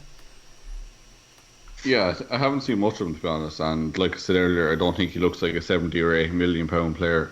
But I think it's more the fact that he hasn't done anything spectacular. Like he hasn't exactly done anything wrong, I'd say. But like just looking at him from this and the games he played against us, he hasn't looked great. And like I don't watch Roma at all, so I can't really comment too much. You obviously know a bit more since you watched them, so I was good. Yeah. I suppose I just trust your judgment. I haven't seen, to be fair, what I've seen of him for Roma, I haven't seen him do during this World Cup, and I haven't seen him. I've seen him beat a high press at Roma. I've seen him ping 40, 50-yard balls. I've seen him make really good saves. I've seen him command his box. I mean, I suppose if I was looking at this through this World Cup and looking at Alisson, I could understand where people are getting their analysis from. I can understand why people don't think he's an upgrade on Karius. Yeah, some people are just like that though. They're like didn't we talk about Ochoa on this, the Mexico keeper? He only ever plays well for Mexico, not the club. So maybe Alisson is just better when he plays for club than country. But surely Something like that. Tete or the Brazilian coaching staff must see something in him if he's keeping the Manchester City keeper out. That's the thing, like, yeah, because we've seen Ederson this season and he's been top class for him. Like, he replaced Bravo and they went on to win the league. Like, a lot of people calling for Klopp to be like Pep, being ruthless, as keep replacing the goalkeepers until it works. And like, you can't deny Ederson's just been fantastic this season, and the fact that Alisson starts ahead of him, like you said, you must see something in him. But the same Brazil coach is starting Jesus ahead of Firmino. I was thinking that very same thing after. As soon I as think that we said sentence that came last out of week my too, mouth, Tom, I was thinking the very same thing. And look how far that's got them. So there we go. Lubac says, Craig, your cartoon picture looks like Bing the Merciless off Flash Gordon, which it kind of does, to be fair, a little bit now that I look at it, so that's a fair show. Mark says, Klopp saw weakness in the defence and waited for the right man. He's not going to come out in the media and say Karius is poor and we look elsewhere and ruin Karius. He needs to keep him sweet. And do you know what? That, Tom, is a very, very, very fair statement, and one that I think Mark may have spot on. Sorry, mate. Sorry, what was it? Who was he talking about again? Klopp saw weakness in the defence and waited for the right man. Waited for Van Dijk. Sorry, yeah, that was true. Yeah, I'd see it as a strength, to be honest. Like, he's done exactly the same with Keita as well. We had to wait a whole year to get him, but you know, he was looking like he was going to Bayern, and there was rumours of Barca wanting him, but now we've got him, and that just shows you, you know, what a class player that he is. And if Klopp is desperate to build the perfect team, you know, with the perfect players that he wants, then I am all for that. He clearly knows that there's a problem with Karius. Well, not a problem, but he clearly wants to upgrade on Karius, because as Connor said earlier, in all those articles that have come out, it's always, you know, there's always that kind of mark at the end saying that he is still looking for a new keeper. So I don't know. He obviously knows there's like he wants to improve there, but if he's gonna wait, then so be it. I think we'll just have to suck it up like we did with Van Dijk. Yeah, it's gonna be an interesting summer, and I think I've said that phrase about 100 times. Guys, if you're enjoying tonight's stream, please give us a thumbs up. If you're watching it and you haven't yet subscribed to Anfield Agenda, please take a minute to do so. You'll get notifications of all our content. You will, of course, get access to all our content 100% free. All our podcasts, videos, streams, watch along when the season starts. Lots and lots of stuff coming up, Tom, on Anfield Agenda. Yeah, loads of stuff. Yeah, we got all like the transfer stuff to come, and like you said, hopefully after this World Cup, it's going to get super busy in the transfer window for everyone. Not even just Liverpool, but just in general, because there's only 3 or 4 weeks left, and all like barely any teams have done business so far, have they? So, no, that is true. And some, like as you said, we did sign Fabinho, and that seems like such a long time ago now. Yeah, exactly. So like it's not even just us, but there's loads of teams that got to do business across Europe. So yeah, it's going to be a really exciting summer and a really exciting season ahead for Liverpool and Anfield Agenda. We have lots of stuff coming up when the season starts, Tom. You will, when available, of course, be hosting the Post Match Point podcast, which will be, you know, our immediate reaction to games. They're usually quite lively. Oh yeah, definitely. Yeah, I'm gonna have to. If I'm hosting, I might have to tame my emotions a little bit because I can get pretty angry. But hopefully, we're gonna win every game, so it won't be a depressing point in the season. Yeah, it's been a little bit tough, Tom. We spoke off air. It's been a little bit tough to get subjects to talk about. I mean, it's warm weather. Everybody wants to be out enjoying themselves. People have busy lives. They've got family things on. When the season starts, things get a little bit more structured. Our content will just keep increasing and increasing, and I think everybody will get to know the whole Anfield Agenda family a little bit more. Definitely, yeah. Like it's the routine of it, isn't it? You know, we're kind of a bit out of routine at the moment with the World Cup. We're kind of getting staggered and you know, pre-season starting up and things like that. So yeah, once the season gets underway, We'll be back on it with the like the rotor and the structure, and everyone will know when like a video or a stream's coming out. So it will be really, really good. If you haven't already kind of seen us or been with us for very long, make sure you check us out in the new season. And I think we've said this a couple of times during the week. All our podcasts are now available on Spotify as well as iTunes, Acast, Podbean, Castbox, pretty much every major podcasting app. So if you enjoy podcasts, you haven't yet. Spotify as well. Yeah, Spotify, big news for us over the last couple of weeks, Tom. Spotify is something we've been working on pretty hard, and I'm really proud that we're on there. Yeah, I'm glad you've done that as well, mate. Like, props to you for all the hard work. Because apparently it's super hard to get on there as well. Like, I've heard a lot of people struggle to get on there, but we are on there. So if you've got Spotify, make sure you. I think it's subscribe on Spotify, isn't it? Follow. I think it's a follow actually, isn't it? It's a follow on Spotify. Yeah. It's so hard to keep you'll up. See it. Yeah, you'll see the nice big A on there, and it looks all nice and clean and in HD. It's beautiful. I have to admit, Connor, I was smirking like a Cheshire cat when I finally got the email saying, "Here's the link to your podcast on Spotify. You're now live on there." I kept hitting the link, and I kept hitting it, and I kept hitting it. Yeah, like it probably seems like such a small thing to everyone, but like to us, it's just insane, really, that we're actually on Spotify. Like when you just think about that, it is just crazy. And same with iTunes, like such a big platform, and we're just on there, like. iTunes was when I had a podcast up, my first ever podcast, gone back a good while. It was easy to get it on other ones. You just go to a hosting site, you just start your podcast, and it's out there to the world. But getting on the likes of iTunes and stuff, there's a few hoops to jump through, and if you're technically minded, these might be quite straightforward. But if you're a bald Irish idiot like me, then it's not very easy to get through these things. So I've certainly had a little bit of help along the way by people with especially yourself, Connor, making me images the right size to put in and things like this. But being on iTunes and Spotify just makes us feel that, I think, that little bit more professional almost. Yeah, that's it. Like, just we're up there with the big boys now, aren't we? On the big platforms, like, just kind of makes us feel a bit more official, I suppose, and professional.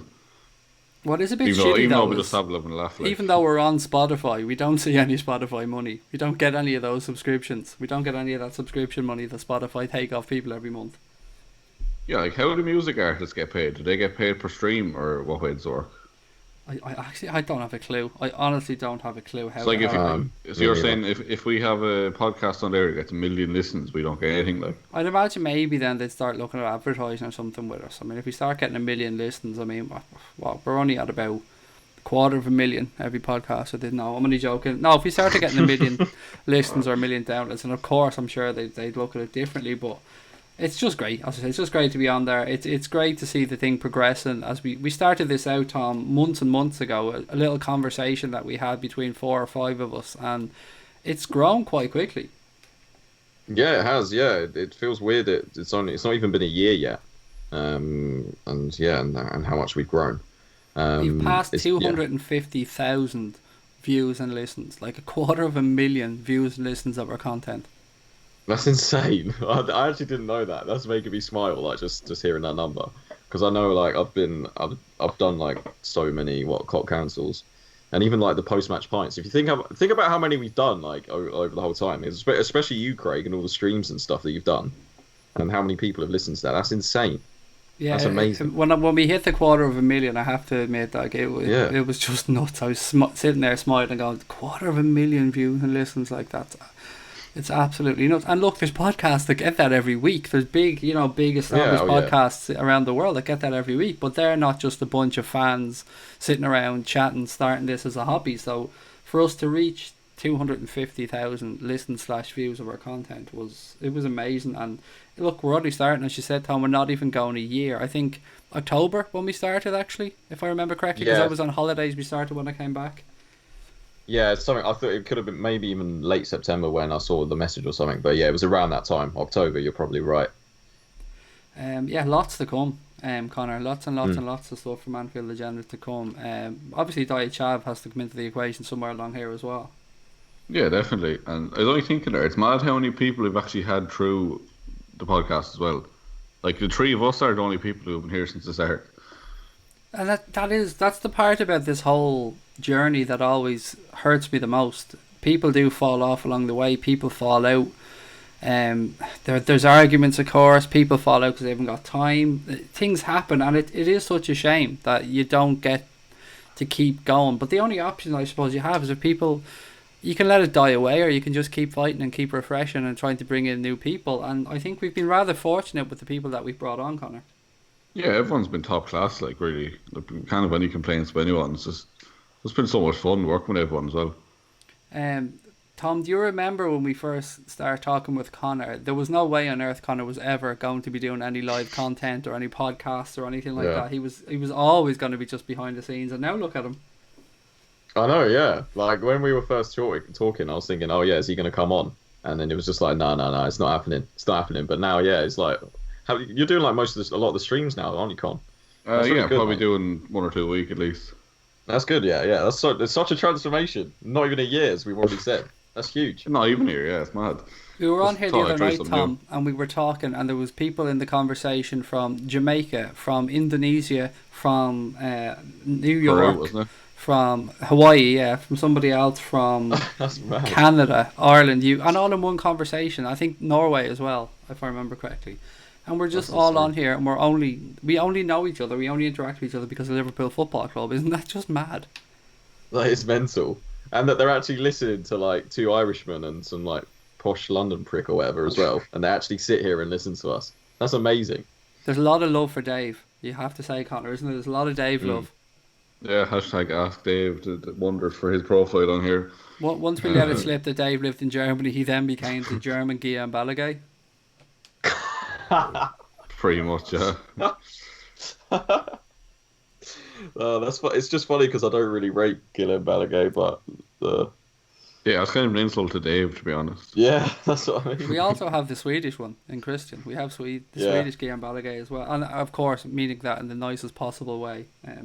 We love them both, and they're both integral to the cogs in the wheel that keep us turning. Just going through some of the conversations, some of the chat here. Chavism is the solution to the problem, Connor, is what Escapado has to say. Mickey Fire says that he loves Anfield Agenda. Joseph says it's like a drug. If only we could fucking charge drug money.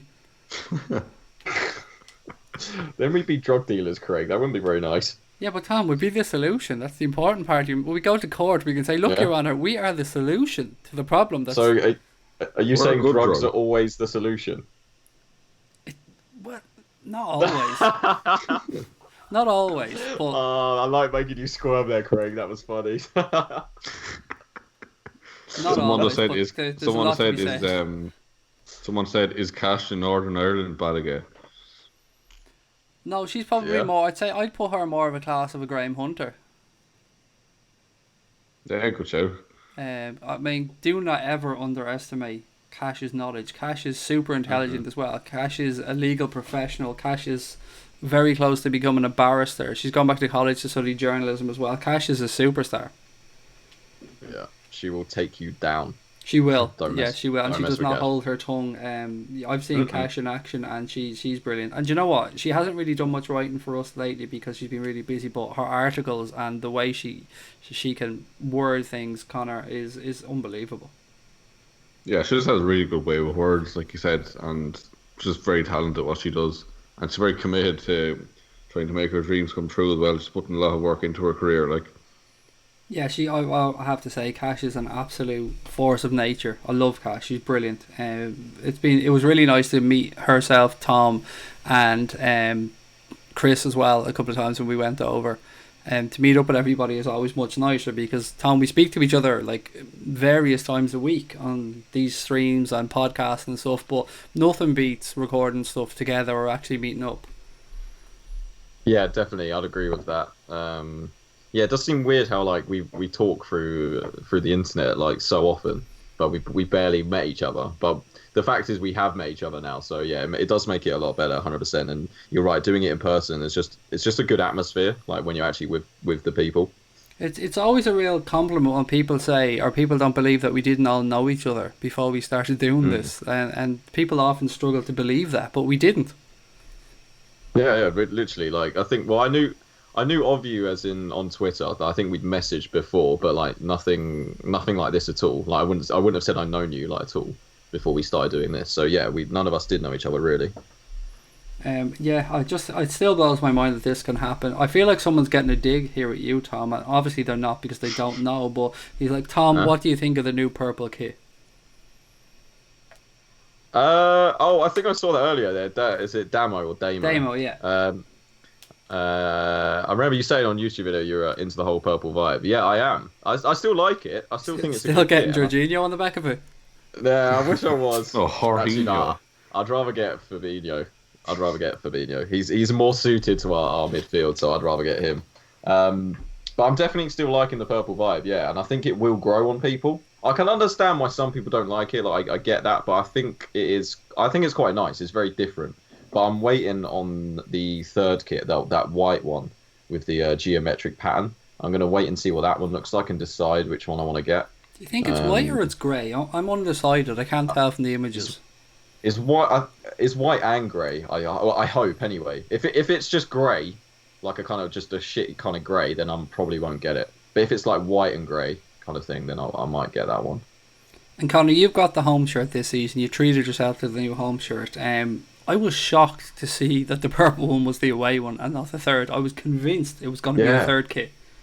Yeah, and we've seen them leaked. Like it looked like the grey one, the white and grey one, will be the second one because it just makes sense really. Like it's usually red and then either white or black and then kind of a mad third kit. So it's really strange to see the purple as a second one. I seen the purple one in the shop a while ago actually, and it looks quite nice. I don't think I'd wear it though, but I think it'd look good on the pitch.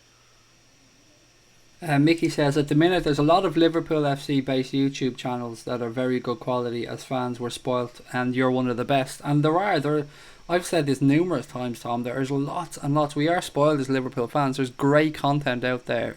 As far as clubs go in the Premier League, I think Liverpool fan casts, fan streams, there's so many good choices for people.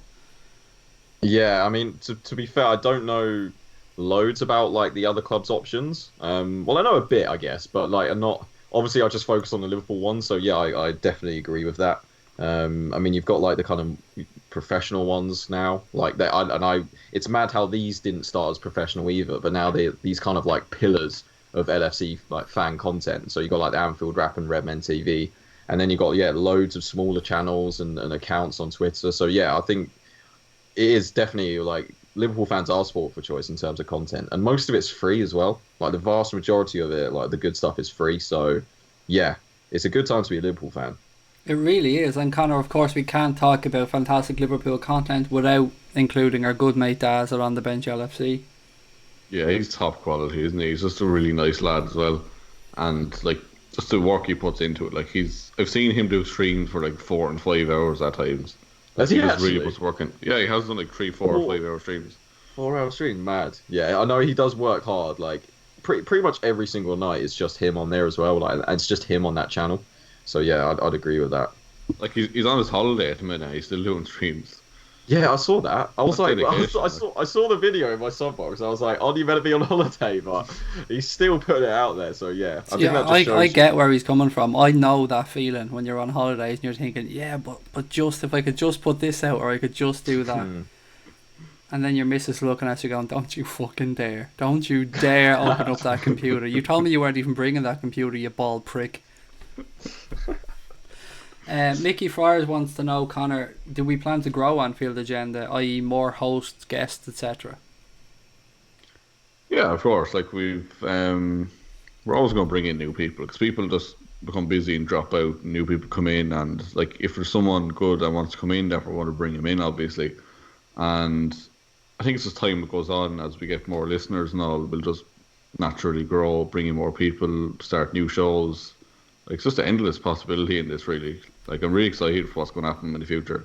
I think the honest answer probably is if we continue to be as received as well as we have been so far, and if people continue to tune in, watch the streams, enjoy the podcasts, of course we'll continue to do it, we'll continue to grow. It's never been about a money raising exercise for us. It's never been about growing big egos. It's just been about trying to create, I suppose, a fan movement is the way we keep describing it. But I've said earlier on how much it blows my mind, Tom, that we talk to people all over the world, but just knowing that people get an alert on their laptop or their phone or whatever and they go, oh, Anfield Agenda are streaming, let's log on there and watch. I still think that's amazing.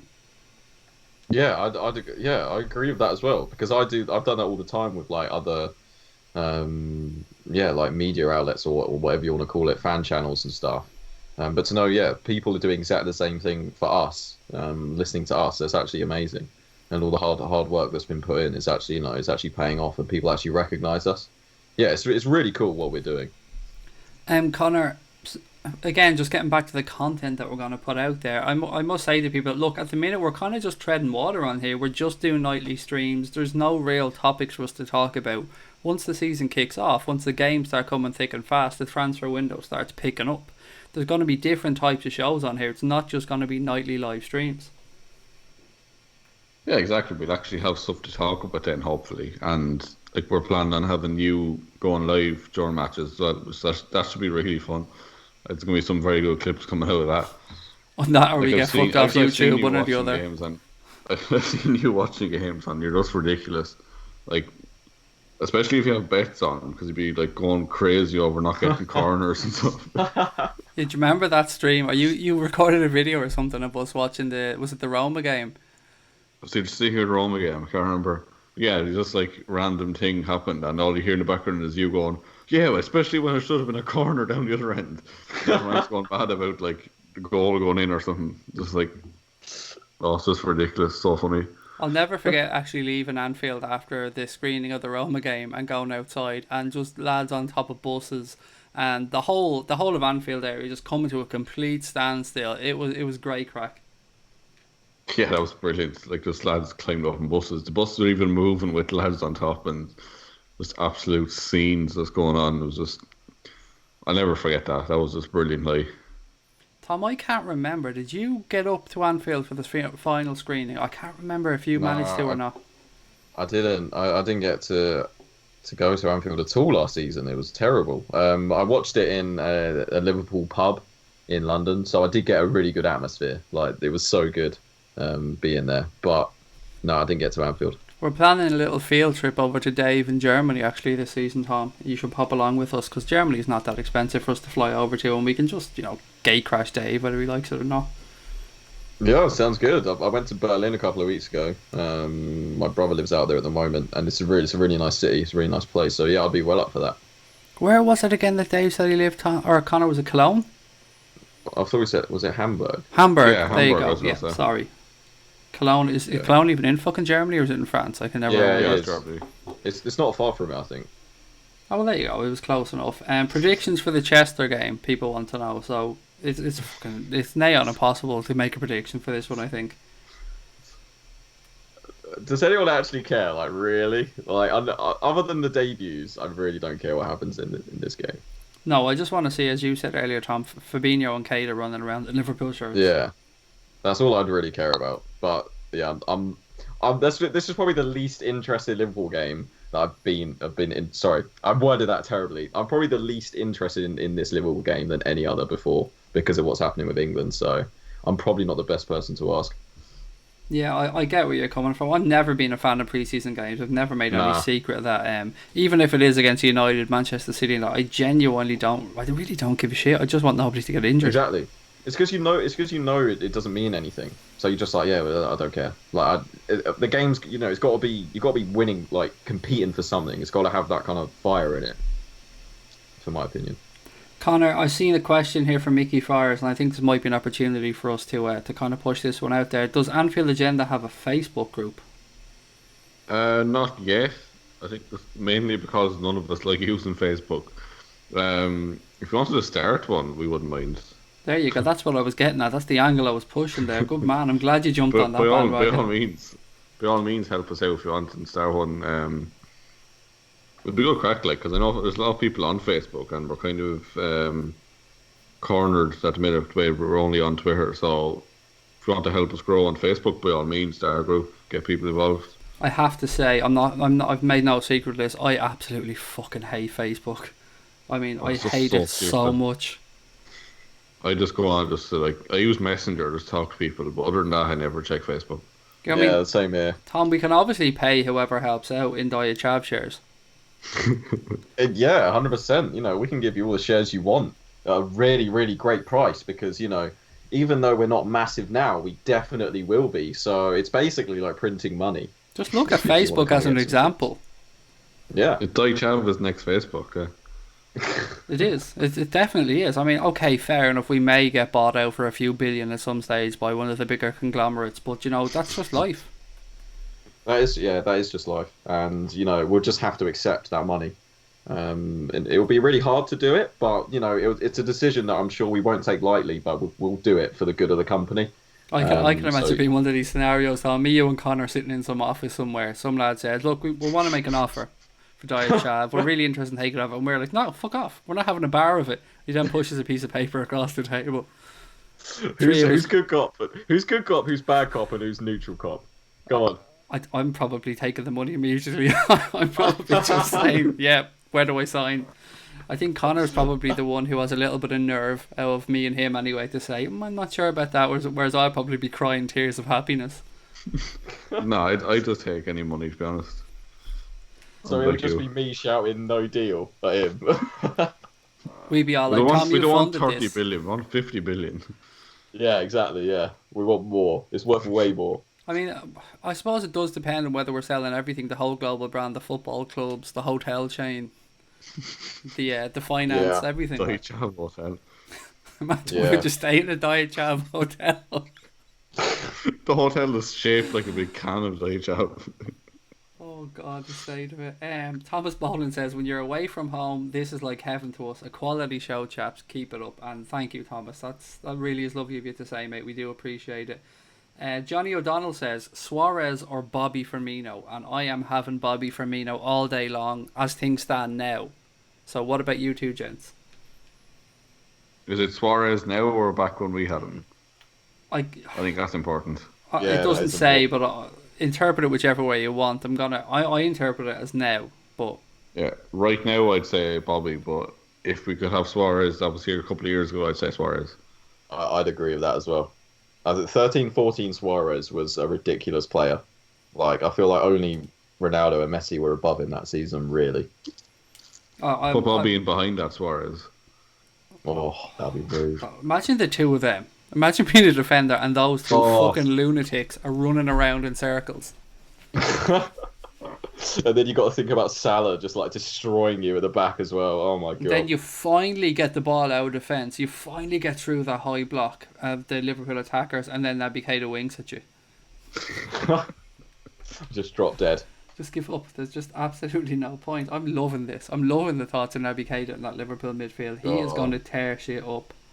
Me too. Me too. I just can't wait to see him actually play, like properly. Oh.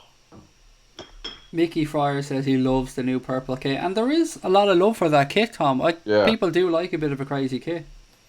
Yeah, I can see both sides of it. I'm definitely on the prefer kit. I prefer it, and I think it will grow on people like the orange one last year. But I'd agree with you earlier actually when you're talking about I can't believe it's the away kit. Like that is a third kit. That's not an away kit. I'm sorry. Like that should not be the away kit. But okay, I quite like it, so why not? Tom Connolly says, I picked up on your podcast after the Atletico Bilbao game in Dublin. From memory, one of you had a really good question in a press conference or something. Is that right, or is my memory playing tricks? Connor, are you still there on the line? Yeah. I think if we were to ask Jono about that question, he still knows exactly what time during the press conference, to the minute that question he asked was asked. Yeah, I was just taking the piss out of him. I can't remember what the time was though. 3 minutes and It something. was like 3:13 or 3:43 or something. Yeah, he knew exactly where in the video his question was. I have to say that was a really good day. I was sitting there with Jono waiting for the press conference to start. He was saying, will I ask a question? Will I fuck it, I'm going to ask a question.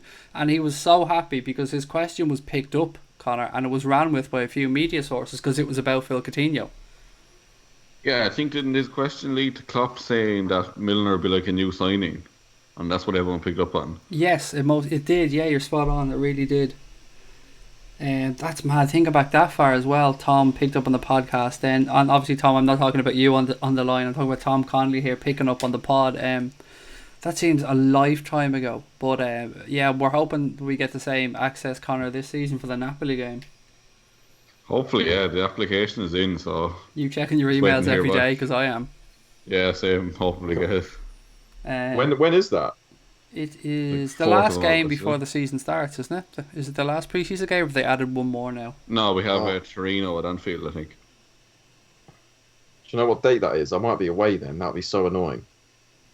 For which one? The Torino game? The one where you're applying to get tickets to I think the it's press something thing. like the 4th, but it could be. Oh, I think it's the fuck. 4th, yeah. I'm away. No, damn it. Oh, I would have definitely come over for that. Now, well, next time.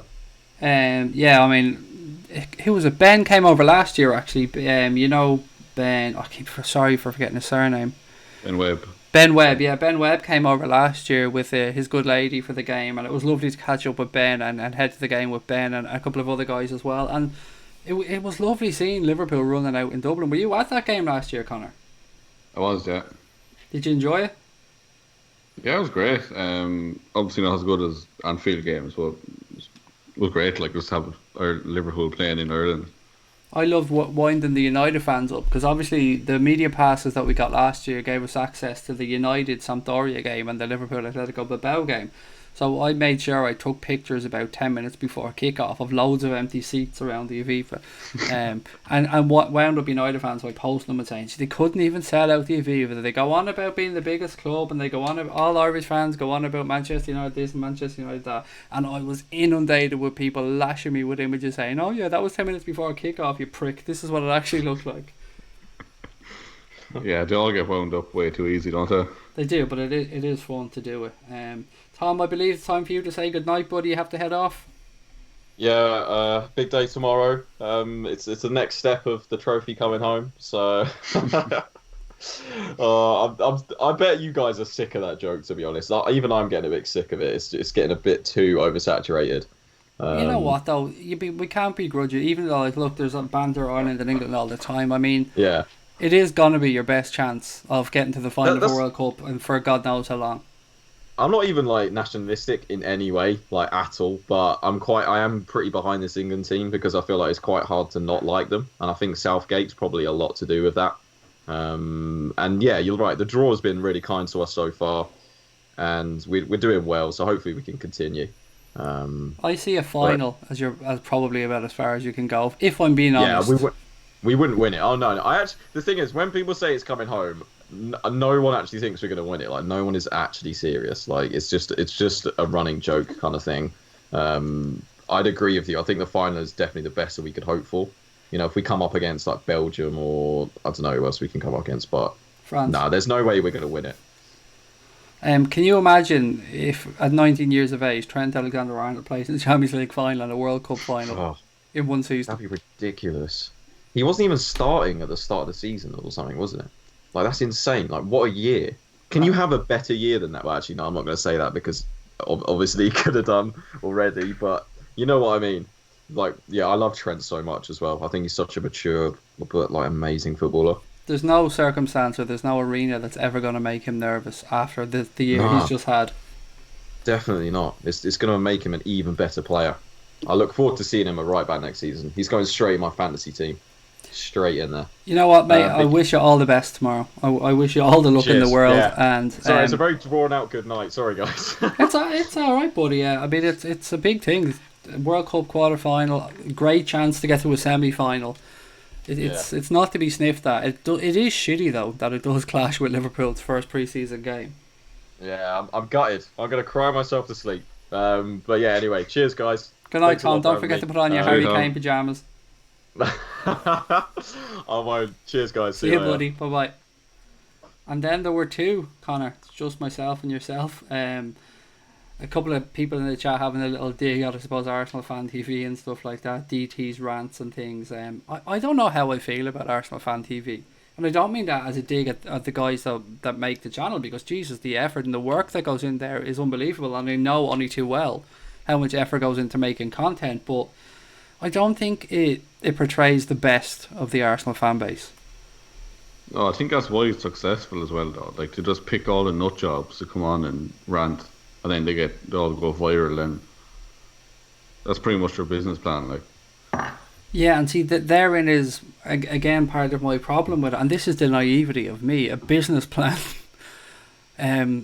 Oh, I feel dirty talking about money. We've had this conversation before. I almost feel dirty talking about money or envisioning making money. So to think of a business plan like that, I mean, it's perfectly sensible and logical, but it just isn't the way my mind works. Mr. Bugsar thinks that we're the best Liverpool FC channel. So, look, that's a massive, massive compliment. Um, it's amazing to hear stuff like that, Connor. Like, I mean, we're not gonna like think that we are by any way, shape, or form, but it's great to see people do enjoy the nonsense that we come out with. Yeah, it makes it all worth it, doesn't it? Just having people who enjoy what we do. It's always nice to see nice comments. Thomas Boland says not enough likes, people. 70 watching, 28 likes. Absolutely, as Thomas has said, please do give us a thumbs up. If you're enjoying the stream, and I'm sure all of you guys have subscribed, but if you haven't, then please take a moment to do so. Any other topics you want to have a chat about, Connor? There's no other big news, right? Has there been? No big news. No, I think we're all just playing the waiting game at this moment in time. I think I made Louis a mod earlier on, by the way. I'm just trying to scroll down through the chat to see if... Yeah, you have seen him a few times there. Excellent. That's how far behind I am in the chat, by the way. I know that's the first person I've ever made a mod, by the way. He should be very privileged then, shouldn't he? Yeah, I feel like there's a couple more we should probably be doing as well, to be fair. I mean, if I had my way, there'd be just blue spanners all over the place. Yeah, everyone would be a mod then, because like we have this kind of core group who's always on every night, which is brilliant to see. Yeah, I'm just going through it now. I'm gonna hit a few buttons. Sorry. There we go. Mod.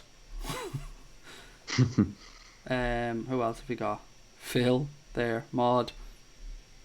There, that's 3 I'm after doing there. That's. I feel like I've really burst my mod cherry there. There's nothing but blue in the chat. Yeah, that's well. A bit of blue chat is good every now and again, Connor. To be fair. There's nothing but spanners in the comments. The Junior says they'll be doing a Leno rant after the first game on Arsenal Fan TV. What do you feel about that signing for Arsenal? Do you think it's a massive upgrade on Petr Cech, or do you think they're just rolling the dice a little bit? I think it's more rolling the dice. I think he's a bit better than Cech is right now, and obviously he's very young still, so he should get better as well. But I don't think it's like a massive sign or a statement of intent or anything that way. Mickey Fryer says, I feel that Redman TV have gone a little bit too money mad and away from the fans, a bit like the Anfield Wrap. Is class. Love Daz from On the Bench and Sean from Liverpool Football Talk and you guys from Anfield Agenda. It's not our place to comment on how other people run their streams or their businesses. I do know that the likes of the Anfield Wrap that obviously have huge overheads, and it is a business for them, Connor. Those guys packed in their jobs and you wish them every success, but it is just great to hear as well that people, Mickey like that, enjoys our content. Yeah, it's great, and like hopefully we can get that someday. Like, I'd love to do this full time, and I'm sure you would as well. I'd absolutely but love it. We just love would, what but we do, like. I did say I'd love to do it full time, but not from a money aspect. For me, it'd be a bit more about life experiences. I mean, I've made no secret of the fact that my dream is to do a pre-season tour, to follow Liverpool around for a pre-season tour, attend the games, watch some of the training sessions, and just film as much content as we can and record as much content. Yeah, that's it. Like, that'd just be brilliant. Imagine like following around Australia or Asia for like a month. Like, that is literally the dream. I'm hoping to do it next year for my holiday. Getting paid to do that, like. Well, I'm hoping to do it for my holiday if all else fails next year, because I know it will be Australia. Yeah, if the club decide to go to Australia, then yeah, that'd be fucking class, wouldn't it? There's a special somebody as well I'd like to say hello to if I visit Australia. Do you want to share? Or? Oh no, I think you know who I'm talking about. It would be more in a kind of Mighty Red kind of hello. Yeah, I get you. Monkey says a cup of chav. A lot of people saying good night to Tom. Louis says he has a couple of beers in the weekend. Oh, Louis looking good there with the spanner, by the way. He's looking good. He does, yeah. Spanner suits him. What else we got? Squism said only 2 previous World Cup winners remain, France and the 3 Lions. That's actually very interesting. Only 2 World Cup winners left. Never thought of that, actually. Is it fair to look at Belgium as dark horses, though? No, I don't think so. I think they should be considered like a good team at this point. Like, you see the squad they have. They have to be considered one of the favourites anyway. Yeah, they've probably just been underachievers at times. look, Depends this what is way the you look golden at dark generation, horse, to be like. fair. Yeah, it depends what way you kind of define dark horse. Like, what would you define as that? I'd say probably Croatia. I would see as a dark horse to win a turn Yeah, before like the it's just like tournament. an outside shout, really, isn't it? Yeah, someone that if they And got like to a Belgium final, are, you wouldn't think Jesus Christ. Like that's like let's say for instance, Sweden got to the final. I don't think yeah, they anybody would definitely. predict that before the tournament, or think they even had a hope. Yeah, but like you look at Belgium's squad and you'd be expecting them to get to at least the semi. So I wouldn't consider them dark horses. Fair play But to them though for taking the route that they went. I mean, they went out and they beat England, and they went out to beat England. There wasn't an accident that that England didn't give them the game. They were not scared of getting Brazil. Yeah, that's the thing. Like they've won that, and then obviously went into the harder side of the draw, and they've just done brilliantly throughout, and they're still in it, and they've a very good chance of getting to the final now. And I wouldn't like to be playing them. I wouldn't be betting against them. Like they look spectacular tonight. If you think back to how close they were to going out against Japan at one point, 2-0 down, and then they go tonight, and they pretty much made easy work of that Brazilian team. To be fair, I felt like Belgium had a couple more gears if they needed to. Yeah, they looked way on top tonight. Like I was very disappointed with Brazil because I wanted Brazil to go through because I just love to see Firmino win it, to be honest. But yeah, it just looked top class. Like Lukaku looked, I'd never seen him play that well before, and Hazard was on top form. De Bruyne obviously with that goal as well. Just like I wouldn't back in on playing them at the minute. Like they have a very good chance of winning it out. What has impressed me the most about Lukaku during this World Cup has been the selflessness of his play. He's worked so hard for that team, and he's convinced me that he is a very, very, very, very good footballer. Whereas seeing him play for Manchester United in the style that perhaps he plays, I would have thought, he only shows up against the small teams. He's a bit of a flat track bully, but he's a very good footballer. I've probably undervalued him. Yeah, he's very class. Like I've heard Everton fans talk about him for ages, and I think Mourinho just doesn't use him properly. Like he doesn't like getting the ball to his feet. He loves running onto balls because his first touch is awful for a start, and like he's at his best when he's just powering through at defences. And I think the way Belgium play kind of suits him. Like he's playing onto balls rather than having balls played to him, and like we're seeing that full effect there now with how well he's playing. I don't know if this is aimed at you, but somebody in the chat, Danny Winter, says, Connor, are you going to Jack's tomorrow night, lad? Is this him 8 years or something, or am I missing out on something here? Yeah, he's a friend of mine. The answer to that is I'm not sure yet. There you go. That's the answer, Danny. I don't know you, mate, but that's probably the answer you get from Connor on 99% of his questions, because if the answers I get from him when I ask him about stuff is that to go by, then Connor can't plan that far ahead in his life. No, my life's a mess. I just can't plan forward. Oh, Louis says, I did say thanks, Craig, in case you missed it. No, thank you, mate. As always, thank you. I probably should have done this mod stuff quicker, but look, it's a small little thank you for the amazing input that you guys put into the channel. What else have we got? Oh, Thomas Boland says, chaps, I'm honoured. Hang on, there's something here saying, Craig, keep your setup. I missed losing it in the chat, so bear with me. I want to scroll back through. I'll have to figure out a way, Connor, of scrolling through this chat without fucking it up. Because I'm forever going and skipping through it, and then it's gone like 20 runs up and I miss what I was talking about. Where have we got? Craig, keep your setup, keep it free. It'll always be free, Sarah. Our content will always be 100% free. It's a conversation we had at the very start. We feel that no matter what happens, if we do try and make money from it, or we do try and monetize it to a degree, it'll be from a different angle. We don't feel that it would be right for us to actually go behind a paywall, Connor, and charge for the content.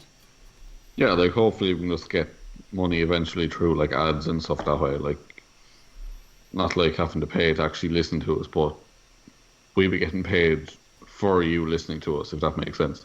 Yeah, and obviously Diet Chav will be replaced by an actual sponsor at some point down the line, hopefully all going well. That's the dream, isn't it? Because Diet Chav will be on the sleeve of Liverpool shirts instead. Yeah, Diet Chav's taking over the world. I've seen something here, Cherry Chav, and that's never going to happen. I'm a very anti-cherry cola in any way, shape or form. Chav Vanilla. Oh no, and Chav Zero. But didn't somebody say it was United Zero? It was Zero, the soft yeah. drink, which I like the sound of that as well. Joseph says, Connor, hook him up. With Spanner or what? I have no idea. He just says Connor hooked me I up. think he was asking if we made a mod, but we would make everyone mods. Then like, is there a point in being a mod if everyone is a mod? That's a fair point. I mean, it kind of takes away the whole modfulness, doesn't it? Like, what do you do? Mods are there to, I suppose, just kick people out of the chat that are. That's what they're there for, isn't it? They're there to just kick like trolls out of the chats and people that just come in talking shite. Pretty much, yeah. It's literally just, you get to kick people out. That's part of my fun, though. I love having like banter with people who come in to take the piss and then fucking them out. Because part of the fun is hitting that button to just kick them out. Yeah, we get a few idiots on here, don't we? You do everywhere, but I have to be honest and say, compared to what I was used to on Twitter, and I love Twitter as a platform. I've been on Twitter a very long time, but there are times at Twitter where it can become a little bit toxic on there, and I have found since I've been on here that there's been a much more light-hearted attitude towards Liverpool in general. Yeah, Twitter is just ridiculous at times. Like, any little bit of news comes out and everyone's just completely negative. Like, you come on YouTube, everyone's still happy, and same with Instagram, to be fair. I think everyone's a bit more positive. Like you look on Liverpool Twitter and you'd swear the club is in meltdown, but you go to a game then and like it's completely different. Like, people don't notice that at times. Like, they look on Twitter and think the club is in fucking disarray, but there's very little actually gone wrong and everyone's still positive on match days. Yeah, it doesn't take much as well for people to lose their damn mind on there. Like, yeah, one little rumour, like even with transfer rumours, there could be 15 papers and reputable journalists linking this with someone, and then one random paper from fucking North Korea will link him with Man United and everyone's going mad. The North Korean Express. Yeah, people just believe all the negative stuff and spread that around because they know it'll get comments and retweets. And what really pisses me off is people that just set up accounts that they obviously aren't Liverpool fans, and they're just on there to just make the fan base look bad or wind people up. Yeah, so even that petition after the concussion, like some Man United fan made a Liverpool or a fake Liverpool page and started a petition to get the game replayed, and like everyone was saying about how weird Liverpool fans are, but that was actually a United fan. Even newspapers, I think, ran with that. That was ridiculous. Like, I think everyone just loves to jump on negative news because it spreads easier than positive, which is sad. True. And that's not just a football thing; that's just a world thing. Like, maybe that's where we can run with this whole be part of the solution, Connor. We can be part of the positivity brigade. Yeah, Diet Chav is positive. There you go. You've tested positive for Diet Chav. Yeah, it's all just positive vibes here, lads. Paul says the content is more enjoyable than others on YouTube. Red Men are more money orientated. On the Bench is good and the Anfield Wrap are good, but the Anfield Agenda is a quality show to interact with. And I think that's probably the only thing we can offer, Connor, that perhaps some others don't do. That we can always promise that we'll try and get through as many of these comments as we can, and even if it's comments left on streams afterwards, we do try to go back through them and comment as much as we can on things like that, because I understand, and I know you do as well, people take the time to tune in, people take the time to give us their opinion. It's only fair of us to reply to it if we can. Yeah, exactly. Especially when like we're fairly small, like we are now. Like, I'd never blame Redmen or Anfield Rappering for not getting back to every comment, because like you see how many comments we get, and they're probably like what about 100 times many listeners as us. Like, so it must be ridiculous for them. So I don't blame at all. Yeah, I can't even imagine how fast that chat must move at times. Yeah, exactly. But like, it's good to get back to as many people as possible. Obviously, like I'd never want us to get to the point where we just don't listen to people, because that's what we built this on. So it's chatting to other people around the world, like you've said a few times tonight. The only thing I don't want us to ever do is, and it's something I've seen aimed at, I suppose, other bigger channels at times, I don't want us to ever feel like we're not just fans. I don't want us to ever get to a point where we are giving off an aura that we think our opinion is more valuable than anybody else's, because that's completely why I wanted to start this, because I was sick of people suddenly thinking that they were experts when they weren't. It's just about opinions. The whole point of football is people see it differently. That's the point. Like, yeah, it's just like debate. That's what it's all about. It's just having banter and discussions and arguing, and like it's all just a bit of fun at the end of the day, really. Like, we all enjoy it and love it, and that's the main thing. Thomas Boland says, will people finally just agree that Hendo is class? Yeah, he has been brilliant for England so far, and like he's very underrated at times. Like he's not the most exciting footballer in the world, but he always gets the job done, and I think people are starting to realise that. I think I heard a comment or a stat on another podcast where they said Hendo passed the ball forward more times than any other Liverpool player last year. Yeah, I wouldn't doubt it. I think, was it the season before? Didn't he get injured after like 2 months or something? Am I right in saying that? Yeah, he had a worse injury record than Danny Sturridge at one point. Yeah, I think up until that point, he had the most forward passes in the league, like ahead of like De Bruyne and Ozil and Hazard and all. Yeah, I've always been a fan of Jordan Henderson's. I think I've never understood the hate that he gets from people. I think he is a good standard professional footballer, good to high standard. I don't think he's a world beater. I don't think he's the best midfielder in the world, but he does a very good job in any system. I think it's more because he gets compared to Gerrard a lot of the time, just purely because he took the captain's armband when he left, and it's unfair on him really, because like no one ever claimed he was as good as Gerrard, and like he's obviously not, but. Like you said, he's a very capable footballer and he's just solid, really. Louis says, is anybody else starting to think that Tottenham fans are trying to create some stupid rivalry between us? That has pissed me off, I have to say, a lot over the past 12 months. Like, they suddenly think that we think they're relevant. Yeah, they finished above us a few times and now they think they're a big club. Like, have they ever won anything of note?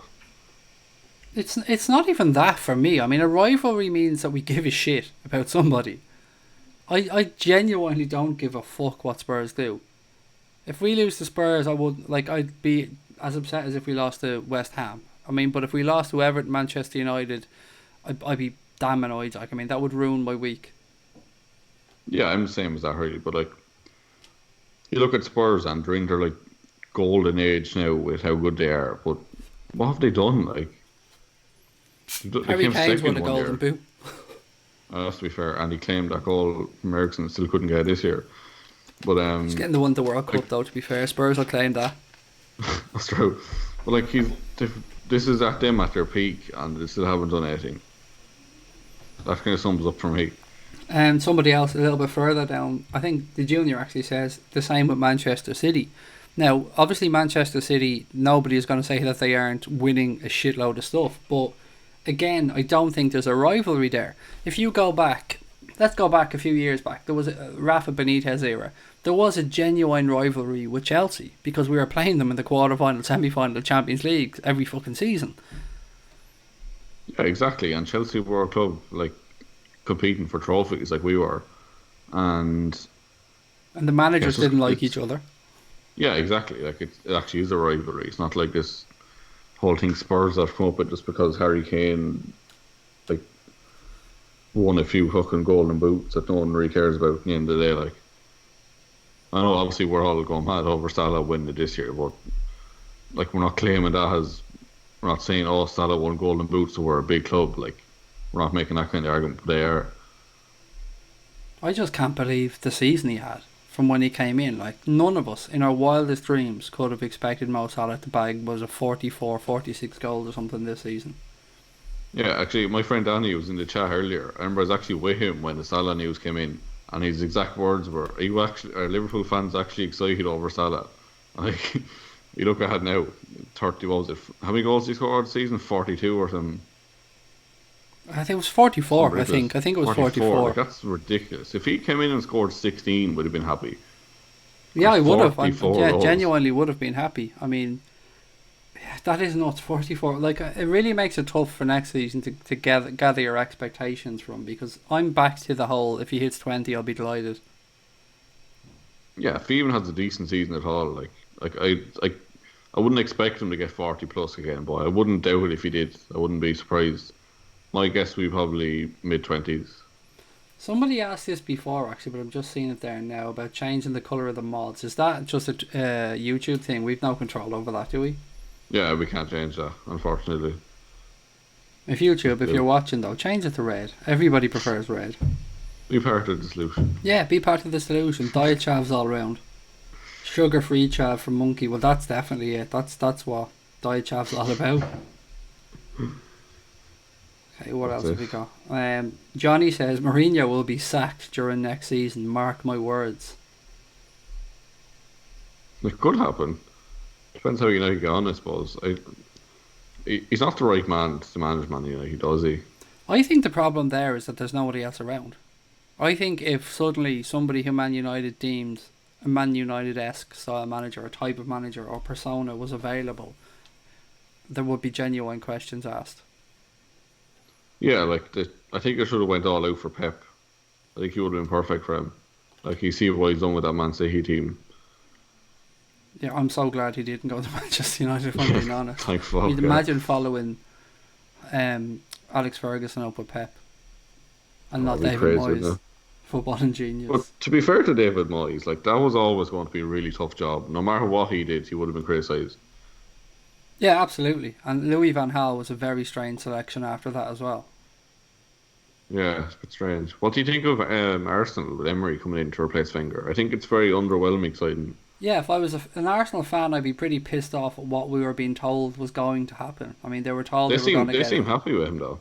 I mean, he's a very good manager. Don't get me wrong in that sense. I mean, Unai Emery is a very good football man. He fucking basically owns the Europa League with Sevilla. But for them to be told that they were going to get some kind of bright young thing or some not game changer, but they were basically being told. Everybody thought that it was going to be. Allegri, No, the other guy. Arteta. Yeah, Mikel Arteta, and people I think were They all starting. wanted Allegri, I think. Who wouldn't, to be fair? Like, but I think Arsenal fans would lose their damn mind with the style of football Allegri would have brought to Arsenal. Yeah, that's the thing. He doesn't seem like an Arsenal manager. I would have loved to see him give Arteta a chance.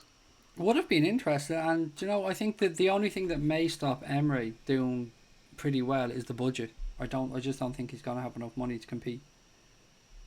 Yeah, the news said to me that they were looking at Torreira and they're going to have to pay extra because they want to pay an extra instalment or something and sign like 28 million. Was that who said that to me? Yeah, I think the buyout clause was 23 or 25, and they've agreed to pay 28, say, or whatever it was. They've agreed to pay 3 or 4 million over the buyout clause so they can pay it in 2 installments. Like, you think with a club the size of Arsenal, they'd have that kind of cash to pay? A club who said for the whole time Arsene Wenger was there that there's a surplus of cash in the bank, they're ready for Wenger to buy players. They haven't even spent that money yet, have they? Really? Like, Leno was like, what, 20? And then Lichtsteiner, Socrates, and whoever else they brought in. Like, none of them were big money signings. So where's that money gone? That Who gets they me. Is planned on his name spending on? Socrates or Socrates? I never know. I've heard people say both, and I I don't always know like which Socrates. way. His name is Papastopoulos, actually. I'm not touching that. I'm not touching that. No way. I mean, if you look at their two front players, though, just them on their own, Aubameyang and Lacazette, I mean, that's a tasty forward line. With Mkhitaryan and Ozil behind as well. Ozil can fuck off, to be fair. Ozil is shit, to be I'm fair. absolutely... If I was an Arsenal fan and I had to watch that prick every week, I'd lose my mind. I don't get the hype around him. I really don't see what he does. Like, I've honestly never seen him do anything good. I think I've seen him play 5 good games throughout his career, and probably 3 of them were at Real Madrid. Yeah, like, he's just so overrated. I just don't get the hype. And, like, even them hyping up Aaron Ramsey a while ago, they were saying he's better than Keita. And they said Xhaka's better than Fabinho as well. Actually, I think the Junior has headed off for the night. So good night, Junior, mate. Thanks for joining again. Question here. Joseph says, do you think the Gooners are right sacking Wenger? Let's see if the grass is greener. I would say yes. They probably were. To be fair, I think they had to make a change there. But I'm astounded. I'm absolutely astounded that they hadn't got a succession plan drawn up for when Wenger left. Exactly. Like, he should have been sacked about 6 or 7 years ago, to be honest. Like, they haven't really done anything in a lot of years. And I think he should have... I think he's very selfish. Like, 'cause I think he had a lot of chances to step aside, and he didn't. Like, especially, was it 2 years ago they won the FA Cup? Like, that was the right time to go. Leave on a high, just give the fans that last bit of good memory, move aside, bring in someone better and move on. And just I think- quickly, Sarah saying good night as well. Good night, Sarah. Thank you for joining the chat. Hope you enjoyed the stream. Sorry, Conor, go on. I'm saying... So, yeah, Arsenal, like, I think the second Klopp left Dortmund, they should have been all over that. Luckily they weren't, but I think that's what they should have done. They should have been all over Klopp, getting him in. I'm glad. I'm sure you are as well. I'm glad they weren't. Wait, what else have we got? Louis says Ramsey is better than Keita according to Arsenal fans. I think not Keita true. is going to surprise a lot of opposing fans. I mean, it took people a long time to cop on to how good Bobby Firmino was. We've been saying it for ages, and opposition fans just weren't listening. I think they're going to be shocked by quite how good Naby Keita is. Oh, he's just unbelievable, isn't he? I can't wait to see him. Like he's exactly what we need. Aaron says, "Who do you think Liverpool's next two signings will be?" He's still sticking with Fekir and Shaqiri. It is a tough one to answer. I'm going to go with Shaqiri as one of them. I think that will happen. The other one, I don't know. I think Shamrock Rovers. I think maybe we might get one of these Fabinho type deals where nobody knows anything. Yeah, I hope we do. I was only thinking earlier. Who do you think we'd sign that with? Just thinking who's still in the World Cup, who's gone out of the World Cup. I honestly don't know. I haven't got a clue. I'd be just clutching at straws. I'm just trying to think of the positions. I'm thinking less and less of us getting a centre back as well. I think Gomez is going to get a chance there. See how he gets on in pre-season, especially with his fitness. Hopefully he does. We do need another forward, but I don't think we're going to get that number 10 or that wide forward just yet. Other than, of course, Shaqiri is a possible backup. So after that, Moses Simon. I don't know. I think that one might have gone dead because there's no reason why that couldn't have happened. He wasn't at the World Cup with Nigeria. He had an injury, but it could have been done if it needed to be done. So I honestly don't know. Have you any thoughts on who we might sign or a surprise signing that might pop up? No surprise signs really. I could see us going back in for like Lascelles or Tarkowski though. Especially with the whole Danny Ings situation. If feed sites go back to Burnley, I'd say we could end up asking for Tarkowski, and I think Newcastle were linked to him. If they came in for him, I could see us asking for Lascelles as part of a deal as well. And looking ahead to England's game tomorrow, what about Emil Forsberg? Would you be happy if he was to come into Liverpool? It's hard to know really, because I think he'd only come in if we don't get Fekir, and I really want Fekir. But Yeah, there's I do as well. nothing wrong with Forsberg. He's a good player. Escapado said Douglas Costa looked really good when he came on. I have to say, I've been a fan of Douglas Costa for a long time. I think he's been underutilised and mismanaged at the clubs he's been at. Yeah, we were linked to him last summer, weren't we? For Salah. I think he was kind of touted as an alternative. Yeah, he was available. I mean, who was it took him from Shakhtar when he went originally? Where did he go? From Yeah. Bayern, no? Was it Bayern and then onto Juve, or was it Juve and onto Bayern? I can't remember. Bayern, No. then Juve. Yeah, I think he's a very good player. Yeah, he's very just like a quick player, isn't he? Good ball at his feet, and he's just got that energy going forward. And like you seen tonight, he was one of the best assets going forward. Like, and he's not better than Salah, obviously, but like I'd love if we had signed him as well. Cameron said he's surprised that Carlos Queiroz wasn't an option for the United job at one point. He wouldn't have been a bad person to follow up Mourinho with, I suppose. If you're almost having a sacrificial lamb of a manager. Or not Mourinho, sorry, Ferguson. I'm going to be completely honest here and say I have no idea who that is. Ferguson's old assistant, and he managed the Iranian team at this year's World Cup as well. Used to be Portuguese manager. Alright, would he have been a realistic option for them though? I'd say so. I absolutely think so, yeah. I mean, he Would would he have have been been good enough to step up to that role? Like, I would say so. Certainly, I would regard him a lot more highly than David Moyes, footballing genius. yes, maybe he could have done well if he went in. It's hard to know. Johnny O'Donnell asking for Donnarumma, and I'd certainly be happy enough with that. But I hate talking about this goalkeeper situation now because I'm going back and forth. My mind's gone back and forth, and I keep thinking, am I just being too harsh on Karius, even though my gut instinct lets me think that we need a new keeper. Yeah, I was kind of sick of talking about it at this point, aren't we? Yeah, We'll that just and mention that so Fekir, much. I just want something to happen one way or the other. A definitive yes or a definitive no. I Lubac think said, that I'd Gross much waiting. prefer the club to pay extra cash and go get Christian Pulisic. Yeah, he's going to cost an awful lot, though, isn't he? Like 100 million at least, probably. Then Louis touching back on the rumour that we couldn't announce Fekir because of the stock market. I mean, I think people were just clutching at straws there. It is interesting though because they sold Lacazette last year on I think the 4th or the 3rd of July, and Umtiti to Barcelona the year before on like the 5th or 6th. So they do tend to sell their biggest assets in the month of July. Whether that's just a coincidence or not, I'm not sure, but it could be interesting. Didn't the window not used to just open till July 1st? That's true as well, but like you look at the way with Fabinho, say, we just like signed him, announced it. Like there's no reason they couldn't have done that either. Like Fabinho still didn't sign till the 1st of July, but we announced it about 3 or 4 weeks beforehand. Who was it? Sorry, where was this one going? Thomas says, "Clue me in on Kader. Here he's like Jurassic Park escaped." He is a multifaceted midfielder. He can play defensively. He can break lines. He can pick out a pass. He knows where the goal is, and he is hard as nails. I think that's probably the best way I can describe him.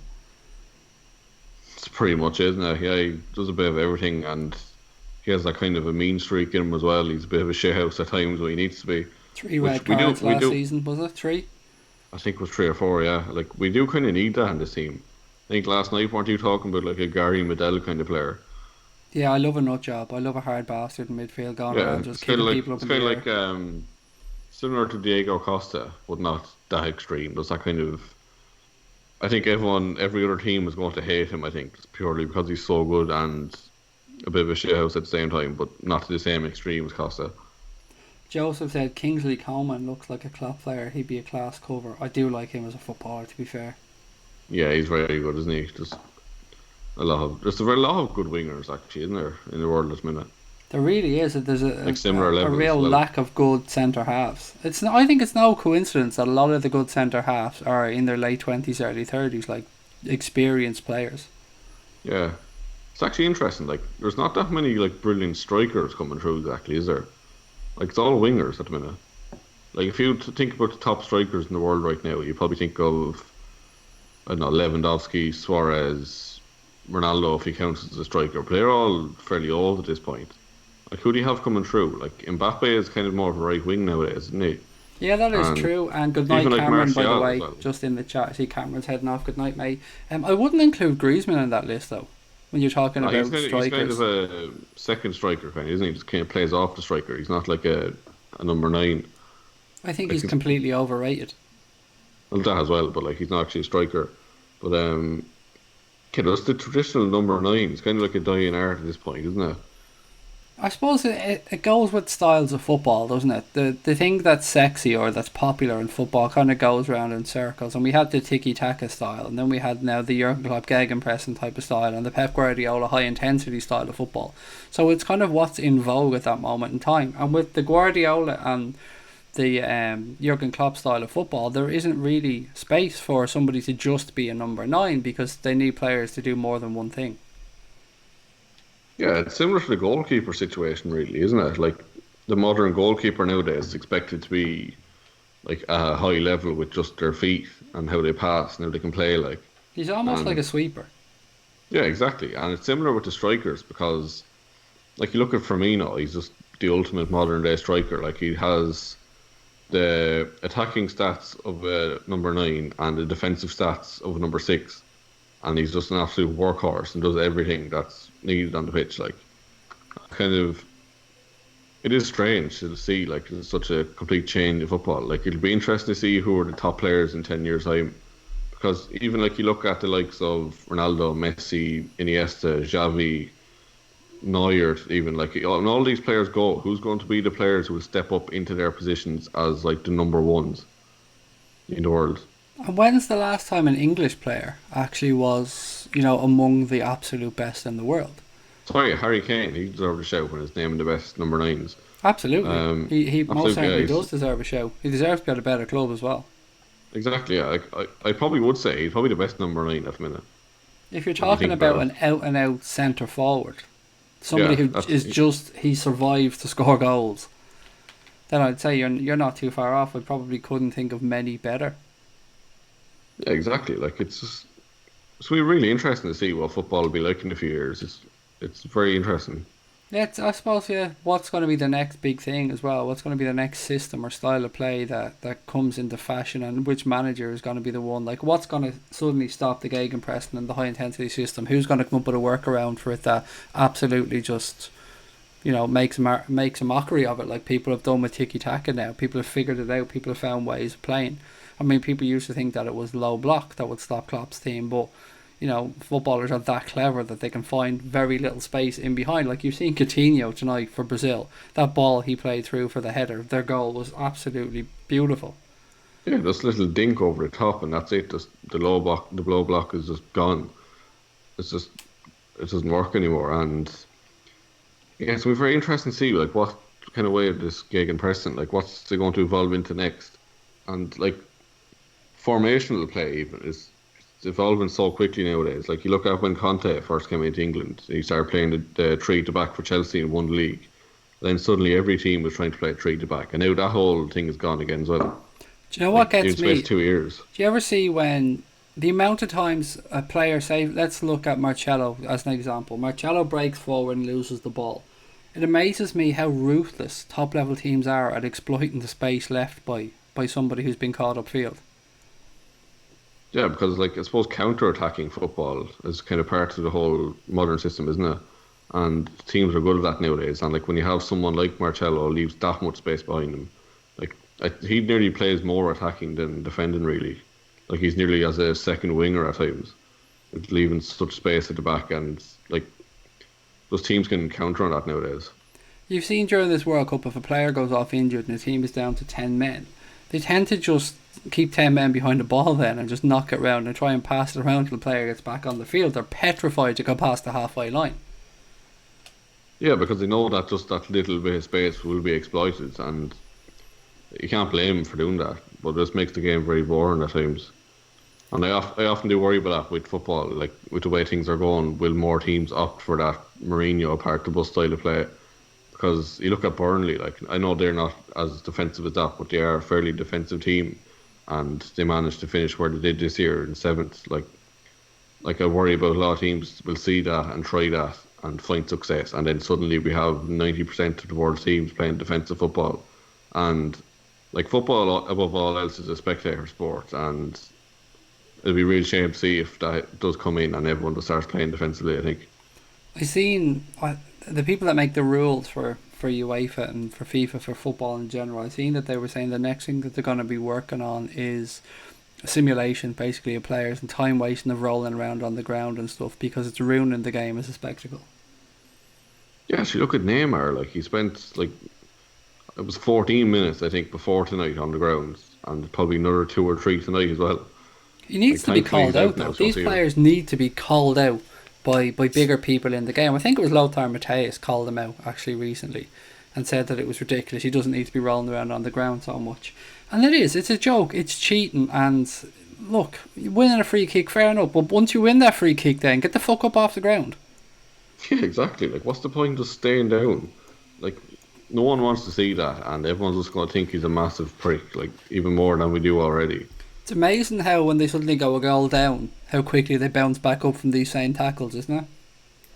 Yeah, like, when you swear they've broken their leg, then they get to free and they're up again grand. Have you ever seen that clip of David Luiz? He's like down in the corner holding his knee, shouting in pain, and he gets the free then, and you just see him smiling and laughing to himself. I fucking hate that. It's one of the things that really annoys me most about football, is the whole play acting thing. That and the referees letting people get up on their face. If I was a referee, I would be just dishing out yellow cards like confetti as soon as anybody. And that was another thing actually that the rule makers and the lawmakers said they were going to work on next. They said they were looking at obviously the example of rugby, where it's just the player that's been fouled or the captain can speak to the referee. Anybody else comes up and it's just going to be yellow card, yellow card, yellow card. Like, look at the time it took for Harry Kane to get to take his penalty against Colombia. 4.5 minutes or something.